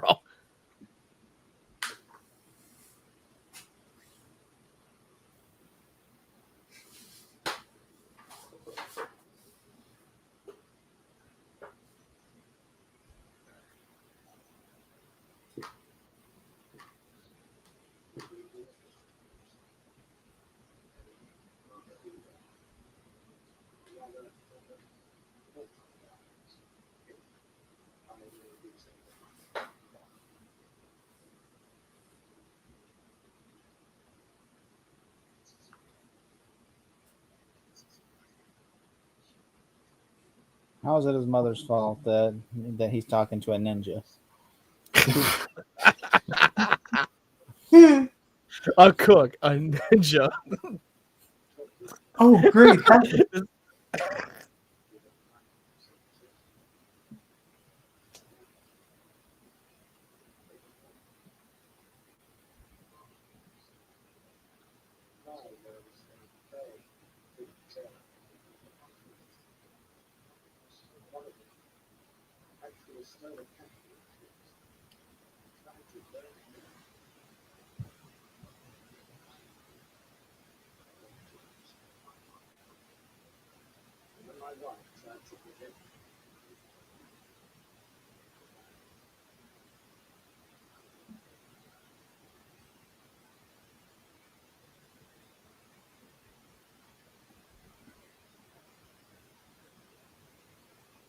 This is the creepiest fucking scene I ever watched. He's talking to a dead person. Yeah. I see dead people Everywhere. walking around like regular people.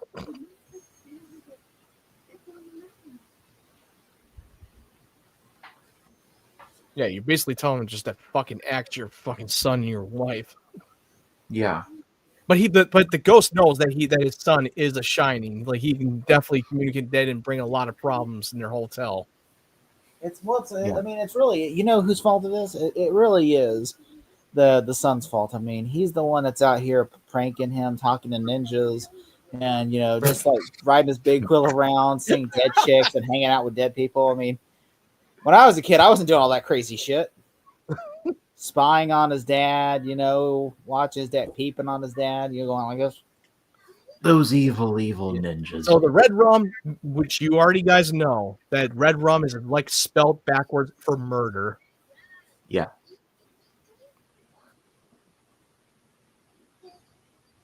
Red rum, red rum. I'm guessing Tony's now taking over. It's Tony.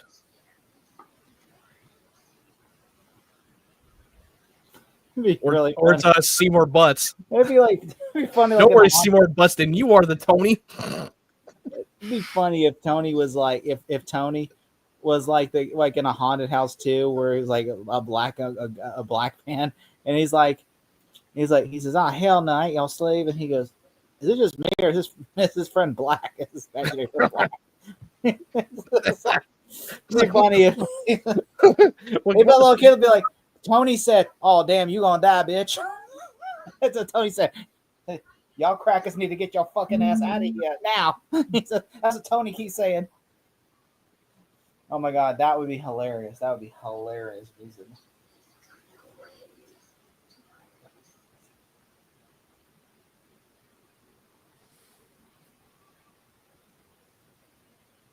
Your daddy doesn't want to hear that your son is the destroyer. Get her. You fucking know. Heavyweights, yeah. Heavyweights. Doesn't want to hear his son is the destroyer.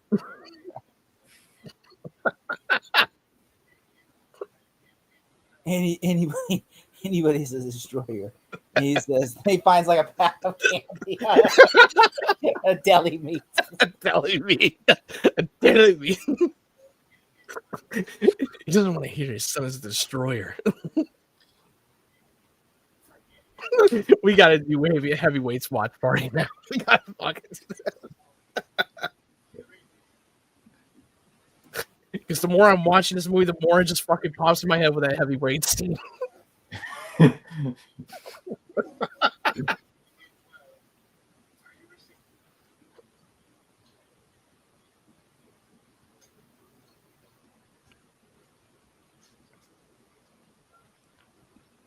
Oh, we've got a ninja sighting.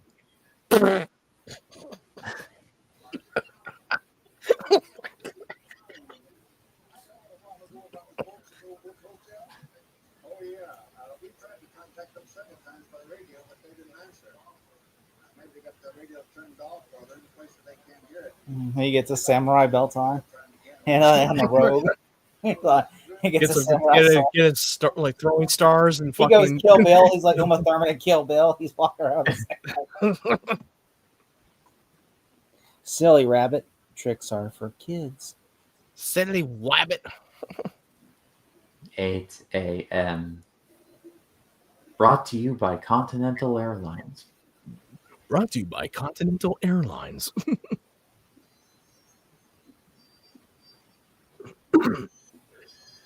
Another reason why I wouldn't want to live in the 80s, if you had to fly somewhere, there would be like no in-flight movie or anything. You just have to sit there. I know.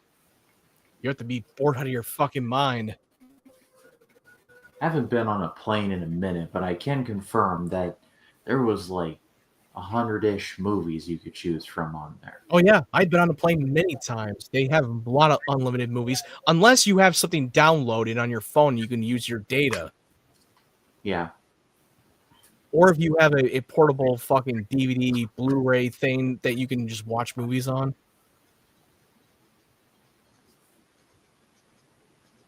Oh shit. Oh shit. Oh, that has sneeze. Are you okay? Yeah, I just want to sneeze on the You're like, oh shit. Like, who died? Okay, who died? I'm about to sneeze. I'm about to sneeze. And I don't want to sneeze and do like I this. want to sneeze. Like, ah! Try holding it like. You like in a I wheelchair? will broke a rib. You know who died? Who died?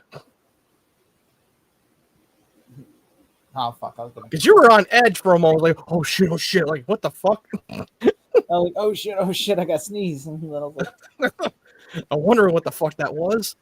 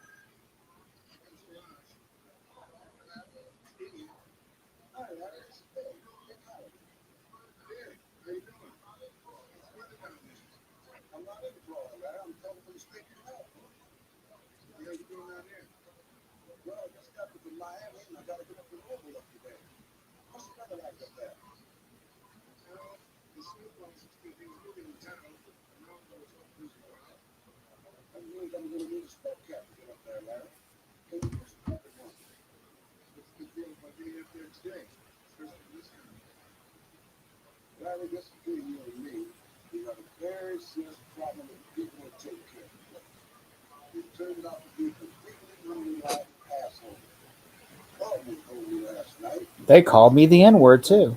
It's like, whoa, damn. They call me they think I was a ninja.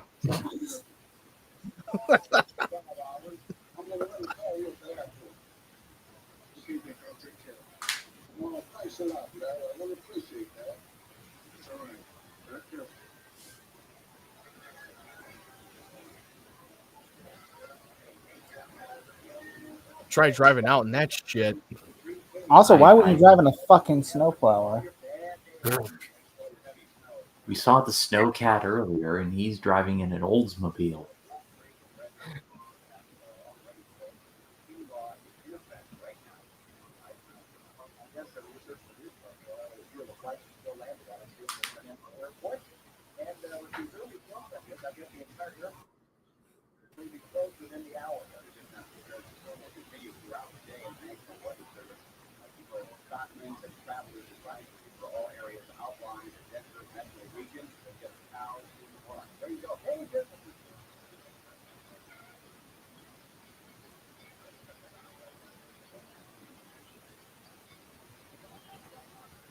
Me. Watching Looney Tunes. Oh, now I know what Space Jam 2 was missing. References to this.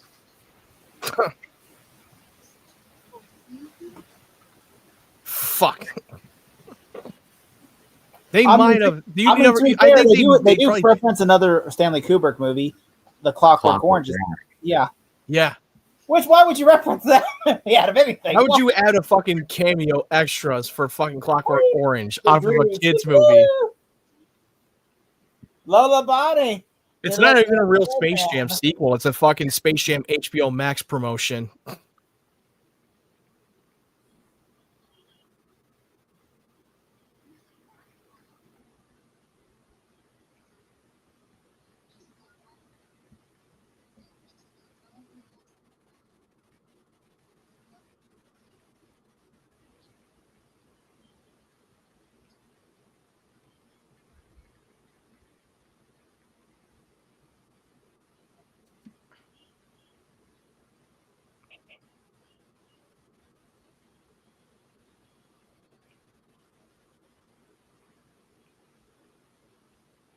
I'm sure I'm not going to need this, but... She's going to need the bat, because they're about to dip the fuck out of this place.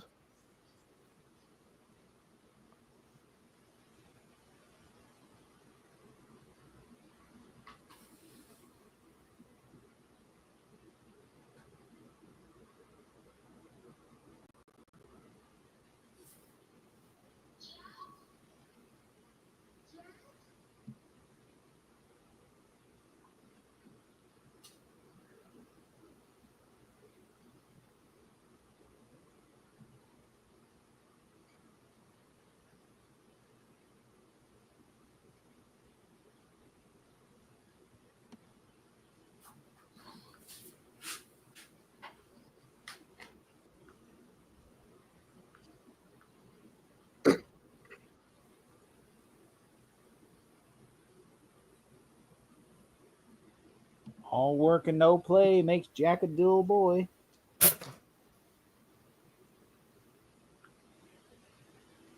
He's a jack off. Yep.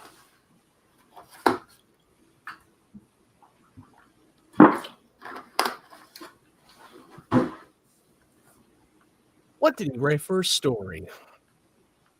All work and no play makes me Jack a dull boy. Over and over again. So were you in detention where you had to punish yourself by fucking writing that same thing over and over again? That's a bit autobiographical.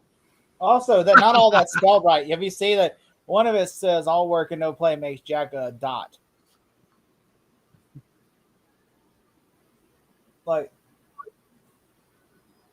not all of that is auto corrected.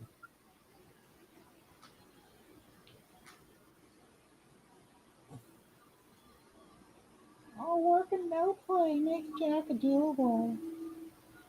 It's all the same. Repeat over and over again.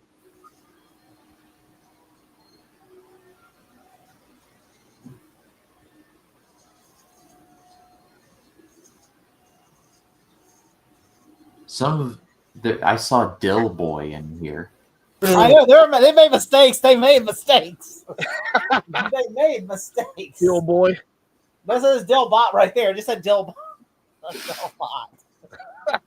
I'm like, for Stanley, you couldn't proofread this shit and be like, you got to retype it. No one even tried to proofread it. I mean, to their credit, I mean, if you want to show his declining mental state, I mean, not every page would be perfect.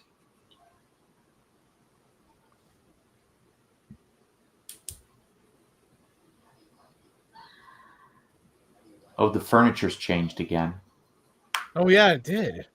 See, I told you, they kept moving furniture around. And I was like, He rearranged the furniture. imagine if they're like, all right, we got to move the chair. Can't move it over here. All right, let's move it over Like, here. oh fuck, come on, crew.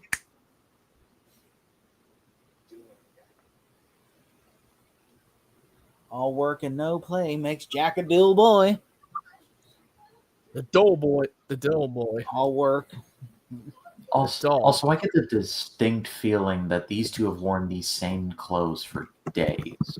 They did. They wore the same clothes for the last couple of days.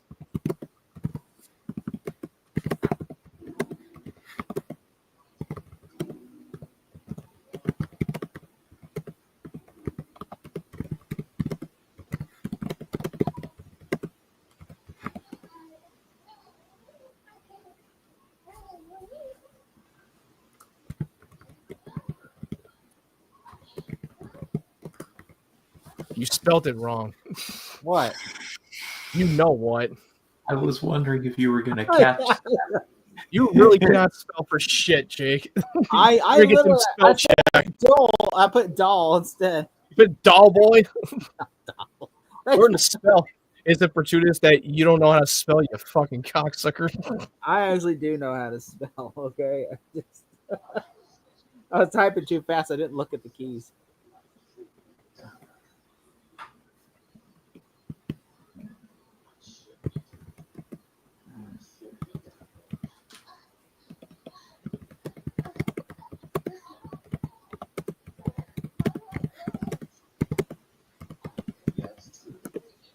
Very different than ideas of what you've done with Danny. Oh, what they are.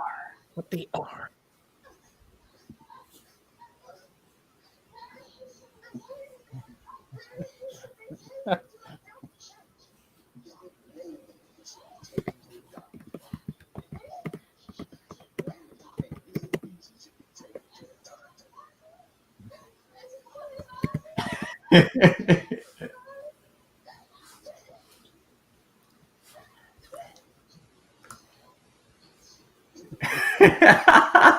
You can't even spell his name right.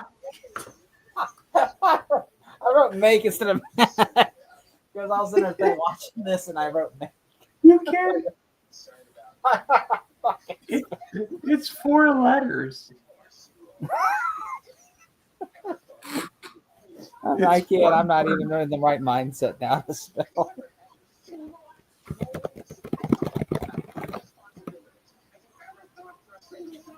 As you can see, Mr. Nicholson is slowly morphing into Jim Carrey before our eyes.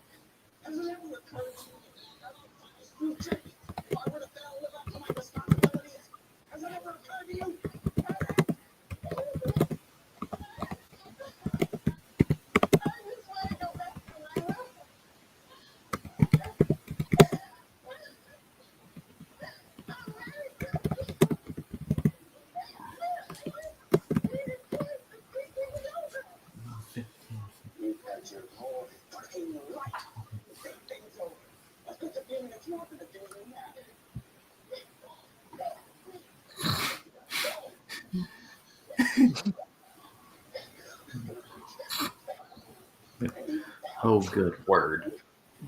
I said, I'm not going to hurt you. I'm just going to bash your brains in. Bash right in the fuck in. I'm going to bash him right the fuck in.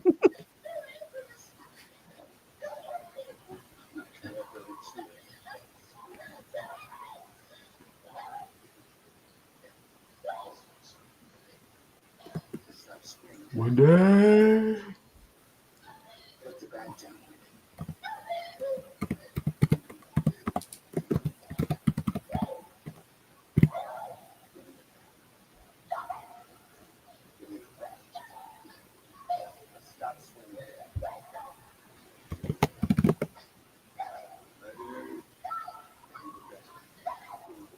Oh,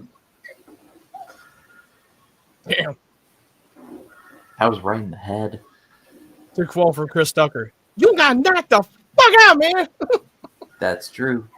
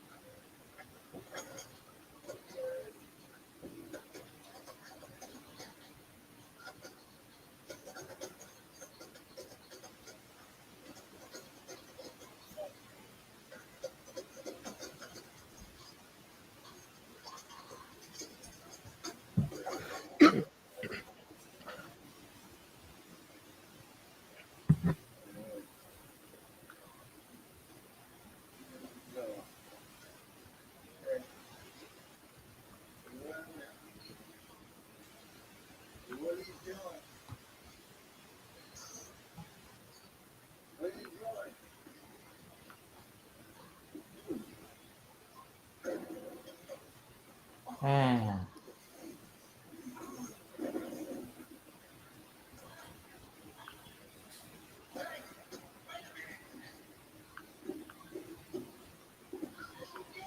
I still think it's bullshit how the ghost let him out. I'm like, that's so stupid. Well, they want him to axe murder them. They're like, oh, we'll give you a second chance.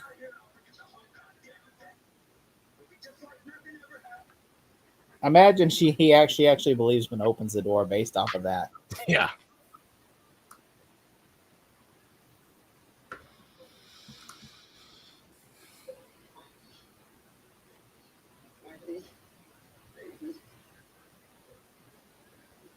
It hurt my head real bad. Oh no. I Oh, need the a same doctor.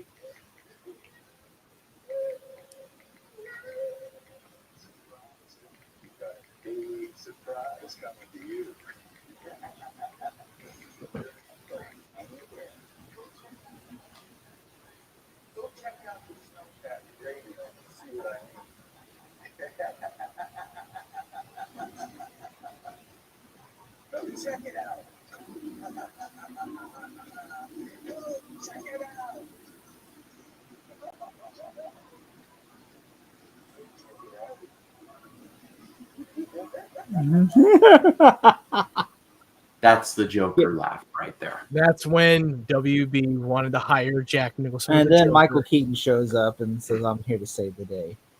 He says, you ever dance with the devil in the pale moonlight? And imagine walking out into that weather. Imagine Michael Keaton's Beetlejuice communicates with Jack Nicholson's Joker. Hey, I want to help you kill Batman. Come here, come on.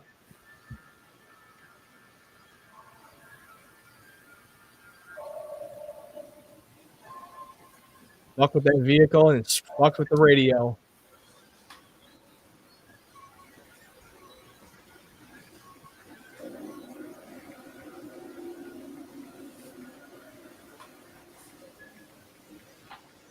He really planned ahead.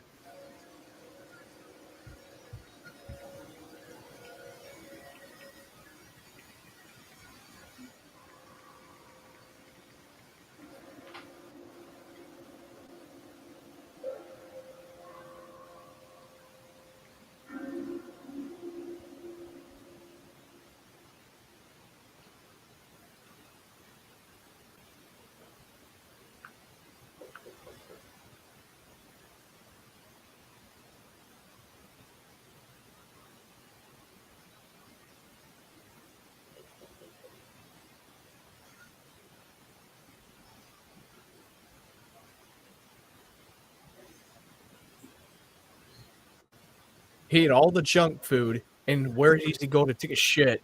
I'm wondering. Oh, well, he has to establish a pee corner, I guess. Maybe. Oh, in the Imagine Simpsons, walking in there like, in the Simpsons, Homer was eating all the food, and then like they knock on the door, and it's Mo because he's being the Grady, and he's like, "Hey, we need you to come. All the guys are here, and they want me to tell you you got to murder your family now." But I don't want to. I'm hungry, and he's sitting there eating more. He goes, Homer, they're getting angry. They really want you to murder your family now, but I don't want to. You know what? Damn it, huh? They open the door and like Freddy Krueger, Jason, Michael Myers, and Dracula and grab him and drag him out by his foot. He goes, ah! And they give him an axe. Like, go do it. No, go do it.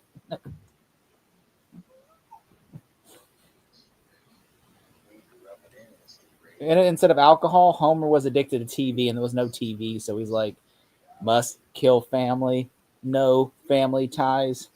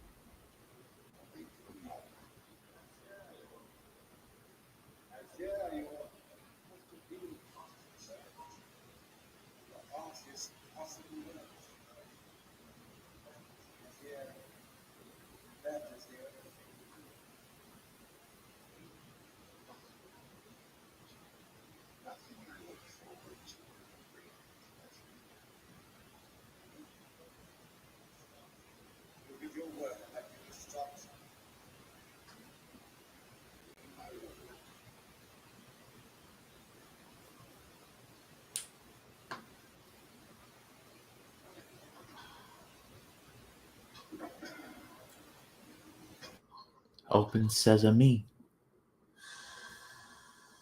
the ghost just let him out.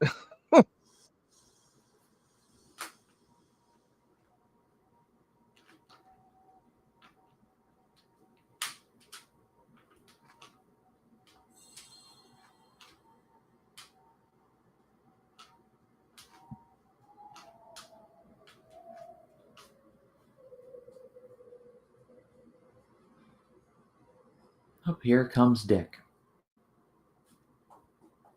He's a ninja.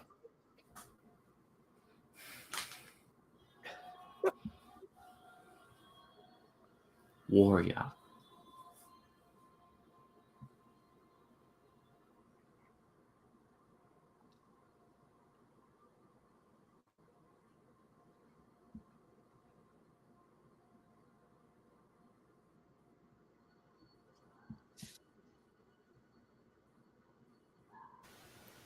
Red rum must get red rum. Glug, glug, glug. Red rum, red rum. There's blood on the floor. Like, oh, dude, someone's on the rack.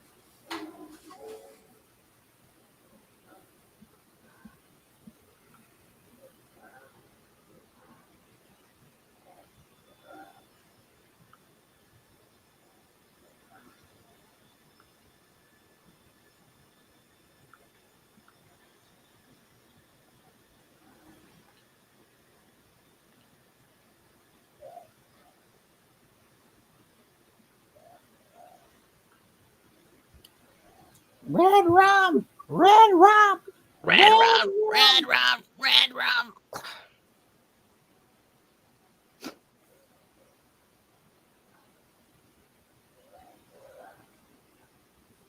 red rum.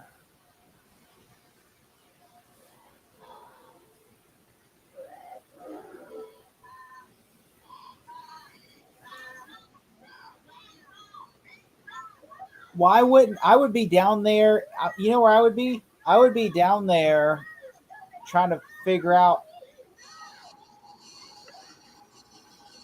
murder. Wait, wait, Oh. face the mirror as the reverse, like the backwards of murder. Like, how the hell did he get out? That's what I'd be wondering. How the hell did you get out? The ghosts. I know, but I would be wondering, like, because they're like, because. So this is probably the one scene that it was very difficult to shoot with her. Like, It is your fault, Matt, that she's like this. I blame Matt for why Shelley Duvall, Stanley Kubrick terrorized, because Matt was obviously the one. Matt's amusement is why that he tormented her, because of Matt. So I'm hoping you like this, Matt, you sick son of a bitch.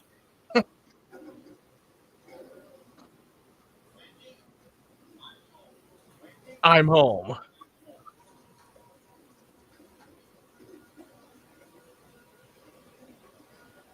Kick open the door.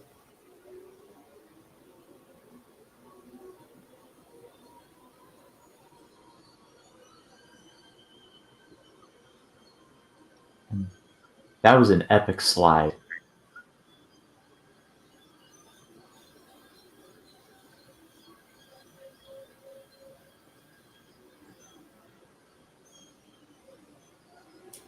Remember that Mountain Dew commercial that Bryan Cranston did?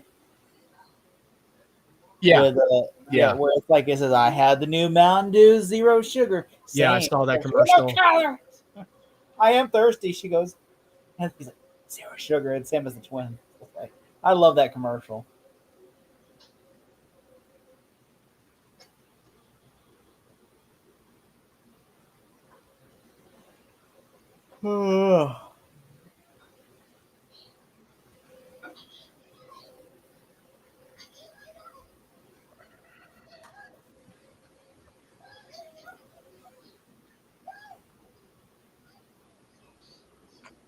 Little pigs, let me come in.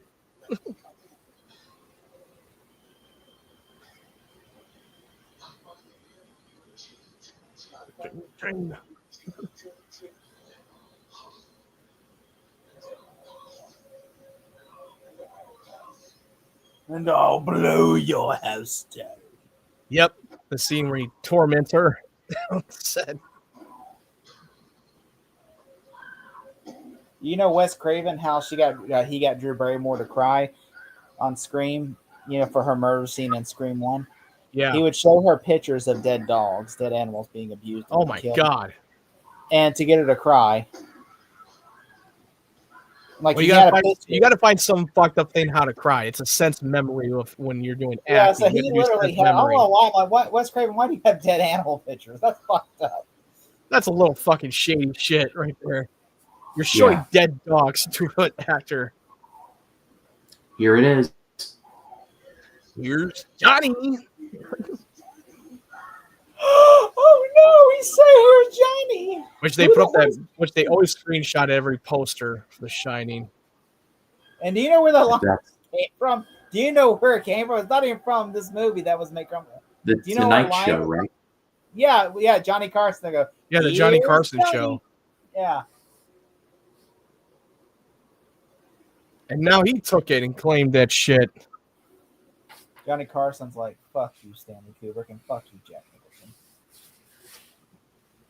But yeah, Johnny Carson should sue him and say, hey, well, he can't sue him now. He's gone. But like he back when he was still on the His estate could still sue.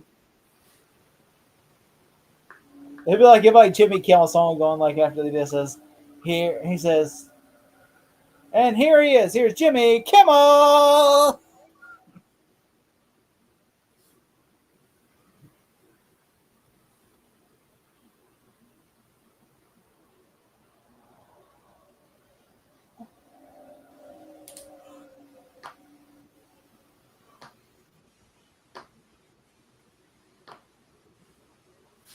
Don't worry, the ninja's here to save the day. He's got a samurai sword. He's got a katana. He's got a throwing star. Stars.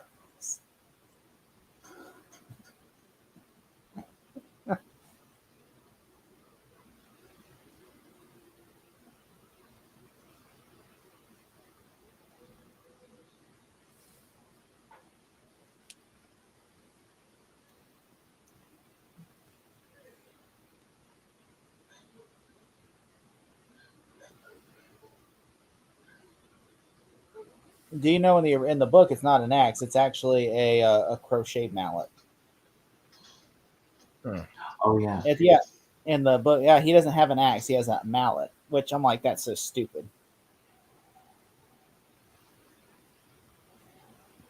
Everybody knows when you think of the axe, you think of The Shining. Yeah, Yeah. Now, you would not like now, like, oh, a crochet mallet, really?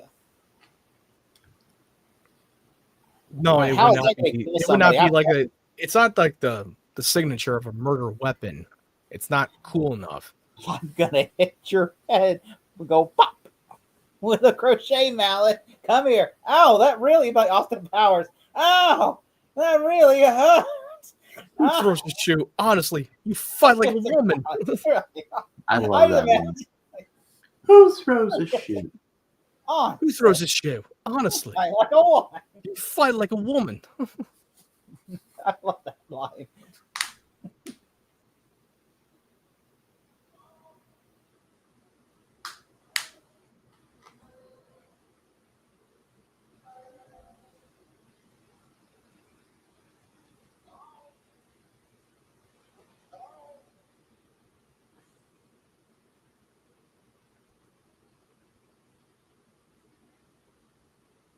Yeah, he doesn't die in the book either, Matt.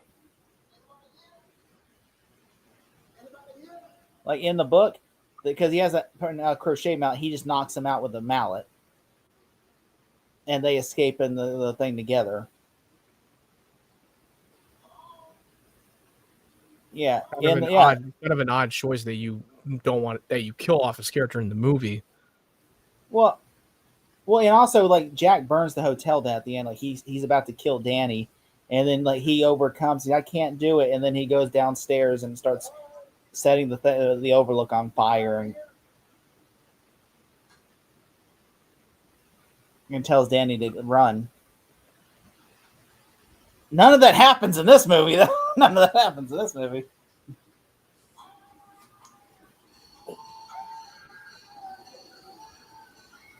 I guess they just needed a kill count. Yeah. There's really not a lot of kills in this. There's no kills in this movie except one. He's like, oh no. He goes, you killed the ninja. You defeated in battle. He'll have an honorable death now. He just goes,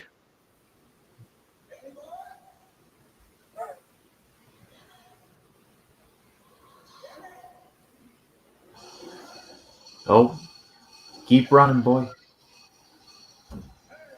I just think, honestly, that's the thing I would say. Like I said, yeah, he doesn't die in the book. I'm like, he just dies in the movie. That's what's doing. I feel like because throughout this whole movie, there's no kill count in this movie, and it's supposed to be a horror film. It's psychological. That's why. Yeah, it's psychological. That's where Stephen King, once he saw him get stabbed, he goes, "Oh fuck this movie." That's what Stephen King was probably. Come on, we're going. I gotta go get some coke in the parking lot. Let's go. Come on. He was definitely not happy with that. Like you kill off that character who's not supposed to die in the book. Now we see this randomness for no reason.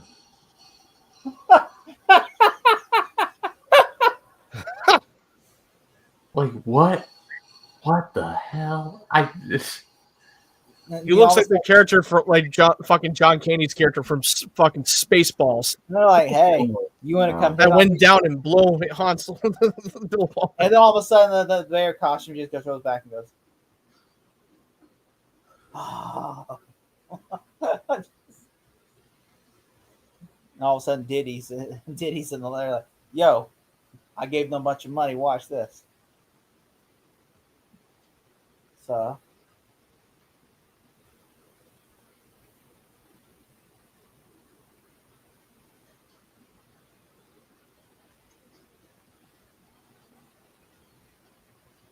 Now, Matt, I think this looks great right here. This looks, you can tell it's a matte painting when the doors are open, but like Yeah. it looks so good. Like the transition. Well, yeah. That's a matte painting. Even when it was shot on film, it contains the illusion that you're seeing real thing outdoors when it's on a painted portrait inside the doorway. Because with digital, it's not easy to get away with that because you can easily spot it. Johnny! Johnny boy! You know who I think would be great in this role? Who? Nicolas Cage. Yeah, Yeah. I could see it. I mean, he kind of was that. If he was young back in the day, yeah, he would fit the role. If y'all Nicolas ever Cage? see the If y'all ever see the movie Color Out of Space, that's basically this. No. I've never seen it, but I heard about it. It's very good. What about this? What about Patrick Wilson? Yeah, Patrick Wilson would be a great choice. That would I mean, make he's sense. done a lot of horror films with James Wan as a producer. He's done a lot of horror. I mean, if you've seen in the third Conjuring movie, they basically rip off The Shining in the third act. I still haven't watched the rest of the whole Conjuring universe movies. I'm just like, what? Like, if you're going to rip off good movies, at least it's nice that you're going to rip off a good movie. At least be a good movie if you're going to rip off movies. Don't make me want to watch a better movie. Because it seems like when you're watching the Conjuring spinoffs, it literally just shows you behind the scenes of the whole incident from the events of the Conjuring, showing you the behind the scenes of the flashback of the events of the origin. By the way, Ryan, what did you think of the new one? I know you went to theaters and saw it. The new what? The Conjuring, the last rite. Oh, it wasn't perfect, but I thought, like, if they ended there, then I'm like, okay, that's a good place to leave it off. Oh, too bad they're doing a TV show now because it was a success. I mean, if they do like the younger Warrens, like in the prime of their careers, and I'd say, yeah, I'd watch it. Man, Ryan, please stop giving. If we stop giving them money, they'll stop making it.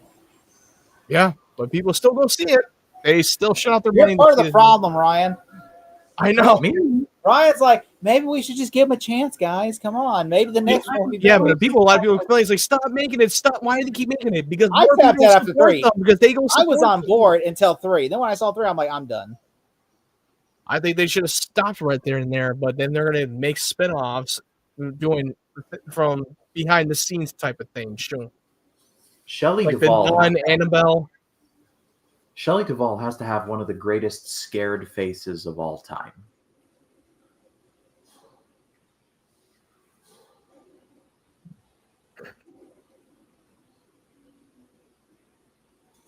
Oh, clever girl. Oh, he's creating the decoy of these footprints, leaving a trail.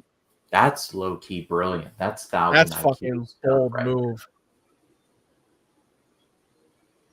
This is what happens in horror movies when characters are doing something intelligent and not something stupid.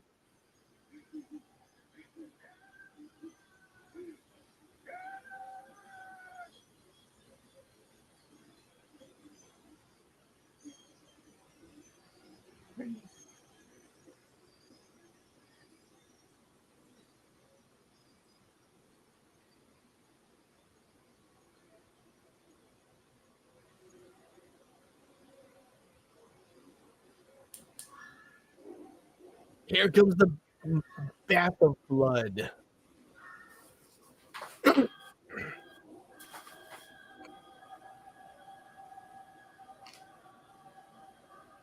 I wonder how many times they had to do that. They probably reused that same shot. Probably used they reused the same shot in that sequence. They didn't. I mean, I don't know how many times they have to do that take, but I know that they reused the same shot.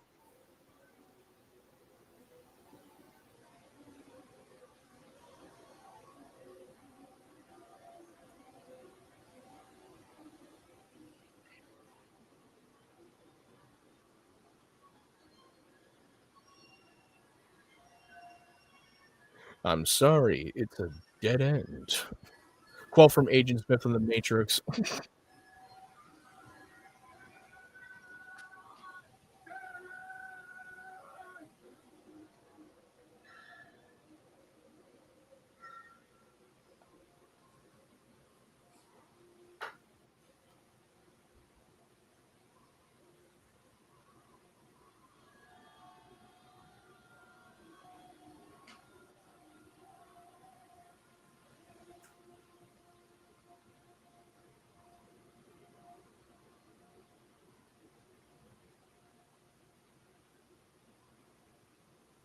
Like, it worked. He was that dumb. So what you said in the book that there's maze that just fucking collapses on them and chase these like whatever. Yeah, him and the Wendy and the son go in the maze, and there's even a lion, like a maze lion. Yeah, there's a lion and shit in the maze. Yeah. I would have loved to see that come to life if they were to do this something like this again. Let's put a pin in that and remember you said that. We should, we should show Matt the '90s movie. I guarantee he'd be like, yeah, you know what, the '90s one. Let's. You know what? Back in the day, they did a shitty version of it. If they were to do that today, they would have done a better job today than they did back in the shit in the '90s. I mean, I think James Wan would absolutely crush it. Yeah, yes. Of course he would. Mike Flanagan would have done it justice to this shit. Him or Osgood Perkins? Think about it. I think Osgood Perkins. And Perkins. Ann Perkins. Yes, Ann Perkins from who's dead now would probably do a good job. She's probably older than she's older than Jack Nicholson. Well, she was.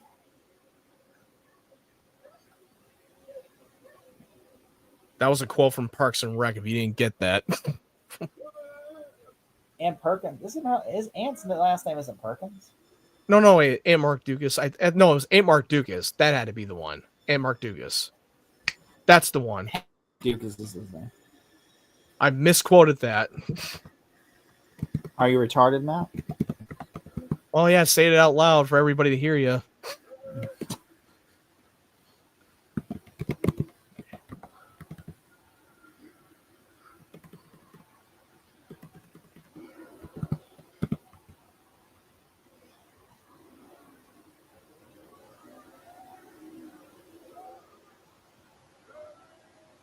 This feels like you're playing a survival, choose your own adventure horror game. Yeah, it does. It does feel like that. You can go back to the hotel and follow your footsteps.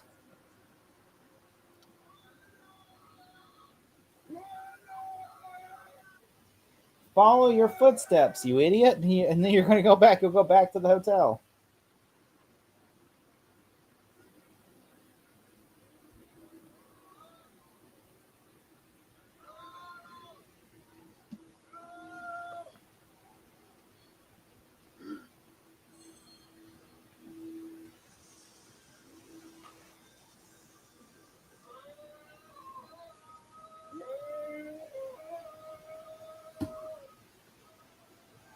Oh, he's really out of it.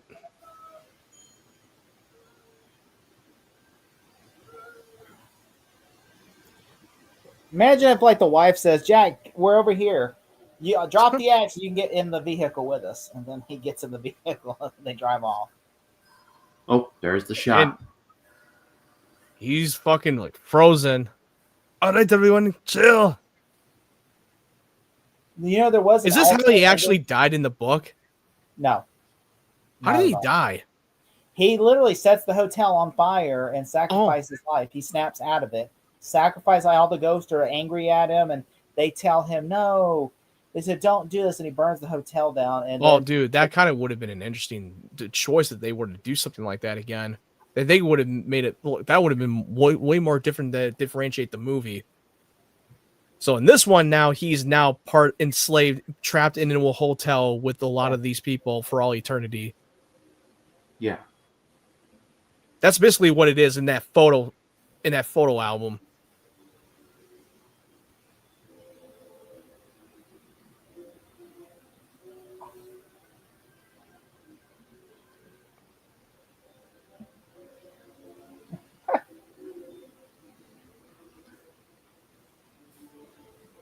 Looking rather spiffy, Mr. Napier. Oh, there was actually an alternate ending where they're at the hospital and the owner of the hotel comes and he's like, "I am so sorry." So in the Dr. Sleep movie, they kind of did something similar to that where they when Ewan McGregor, like Danny, burns the hotel down. Well, yeah, that's because that was the original ending. He does the big sacrifice. Yeah, that's not the ending of the book either. In Dr. Sleep, it's a completely different. So basically, Mike Flanagan just took the ending of the original Shining of from the book. Yeah. Mm-hmm. because the hotel was already burned down in Doctor Sleep. And then he becomes a spirit and watches over the girl too, and that he gives his closure after he enters back to the hotel. Which, to be fair, there was like it's on YouTube. You can find a deleted scene from the original from this ending where they're at the hospital and stuff. Yeah, like and I like I wish they would have kept that ending, but I guess because they said, well, it ends up more psychologically if it with them just leaving. Yeah. Yeah, we all know. Yeah, the movie's epic. I make no mistake. Yep, the movie is so epic. It's so fabulous. So epic. Yeah. It's Matt's favorite porno. So what, like 5 out of 5s all around? Yeah, we're in a sabbatical. It's a masterpiece. It's one of the greats. It still holds up to this day. Yeah, sure. It is a slow building movie, and that was intentional back in the day when you're making horror films or was psychological. And that's kind of what Mike Flanagan did with Dr. Sleep, that it is a slow burn. Yeah. But yeah, it's one of my all-time favorites, and it was such a pleasure watching it with these guys. I have been like, should I do it last year or this year? I'm glad I did it this year. Yeah, and also when you're watching this movie, it's not like labeled as like your typical horror film, like a slasher, where there's constant body counts. Like, no, it like Jake is saying that it is a psychological thriller, and they kept the movie a little bit more grounded and real without trying to use too much of the fantastical, supernatural elements in the movie, even though there is supernatural elements, but it kept it on a minimum because they wanted to make it more believable that this can actually happen. But what did you all think of the movie? If you're watching the recorded version of this, or the rebrought or the edited version, or yes, let us know in the comments. We'd love to read what you have to say. Collins, where can the people find you? They can find me at 3D Movie Cinema, where I will have a review for The Burbs and Jeepers Creepers coming up. Yeah, where I will be joined by my buddy Dave from Interpreting Everything and Stephanie from I'll Buy the Popcorn. And yeah, and then of course I will be joining these lug nuts Thursday for Peacemaker episode. It's the season finale watch party. Episode 8. Episode 8, where Big Dick Ryan will join us as well. I was going to say, is large member Ryan still coming? Yes, he is. Yes, yes, and Shrimp Dick Ryan right here will join us as well. So.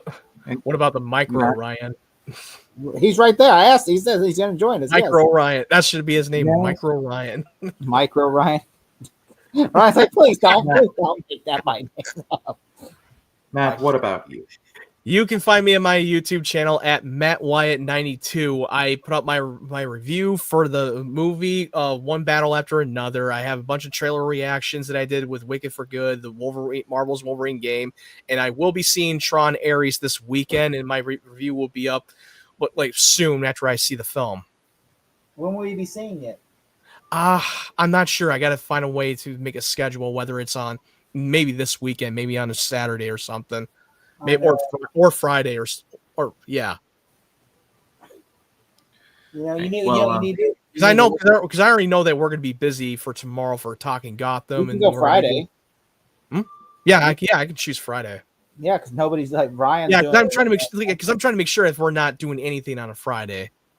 No, we're not doing shit on Friday. Ryan's doing something, but I'm not. No, I'm just seeing that it's clear schedule. Yeah, well. All their links are down below. Subscribe to them. As far as this channel goes, tomorrow, Scarymania 6 will continue. I will be joined by my good friend Jay Burns, and we'll be talking about David Cronenberg's Scanners. So stay tuned for all of that. But for Jacob Collins, from Matt Wyatt, my name is Ryan Cam. I hope you enjoyed your stay. We'll see you in the next one. Y'all take care. Remember,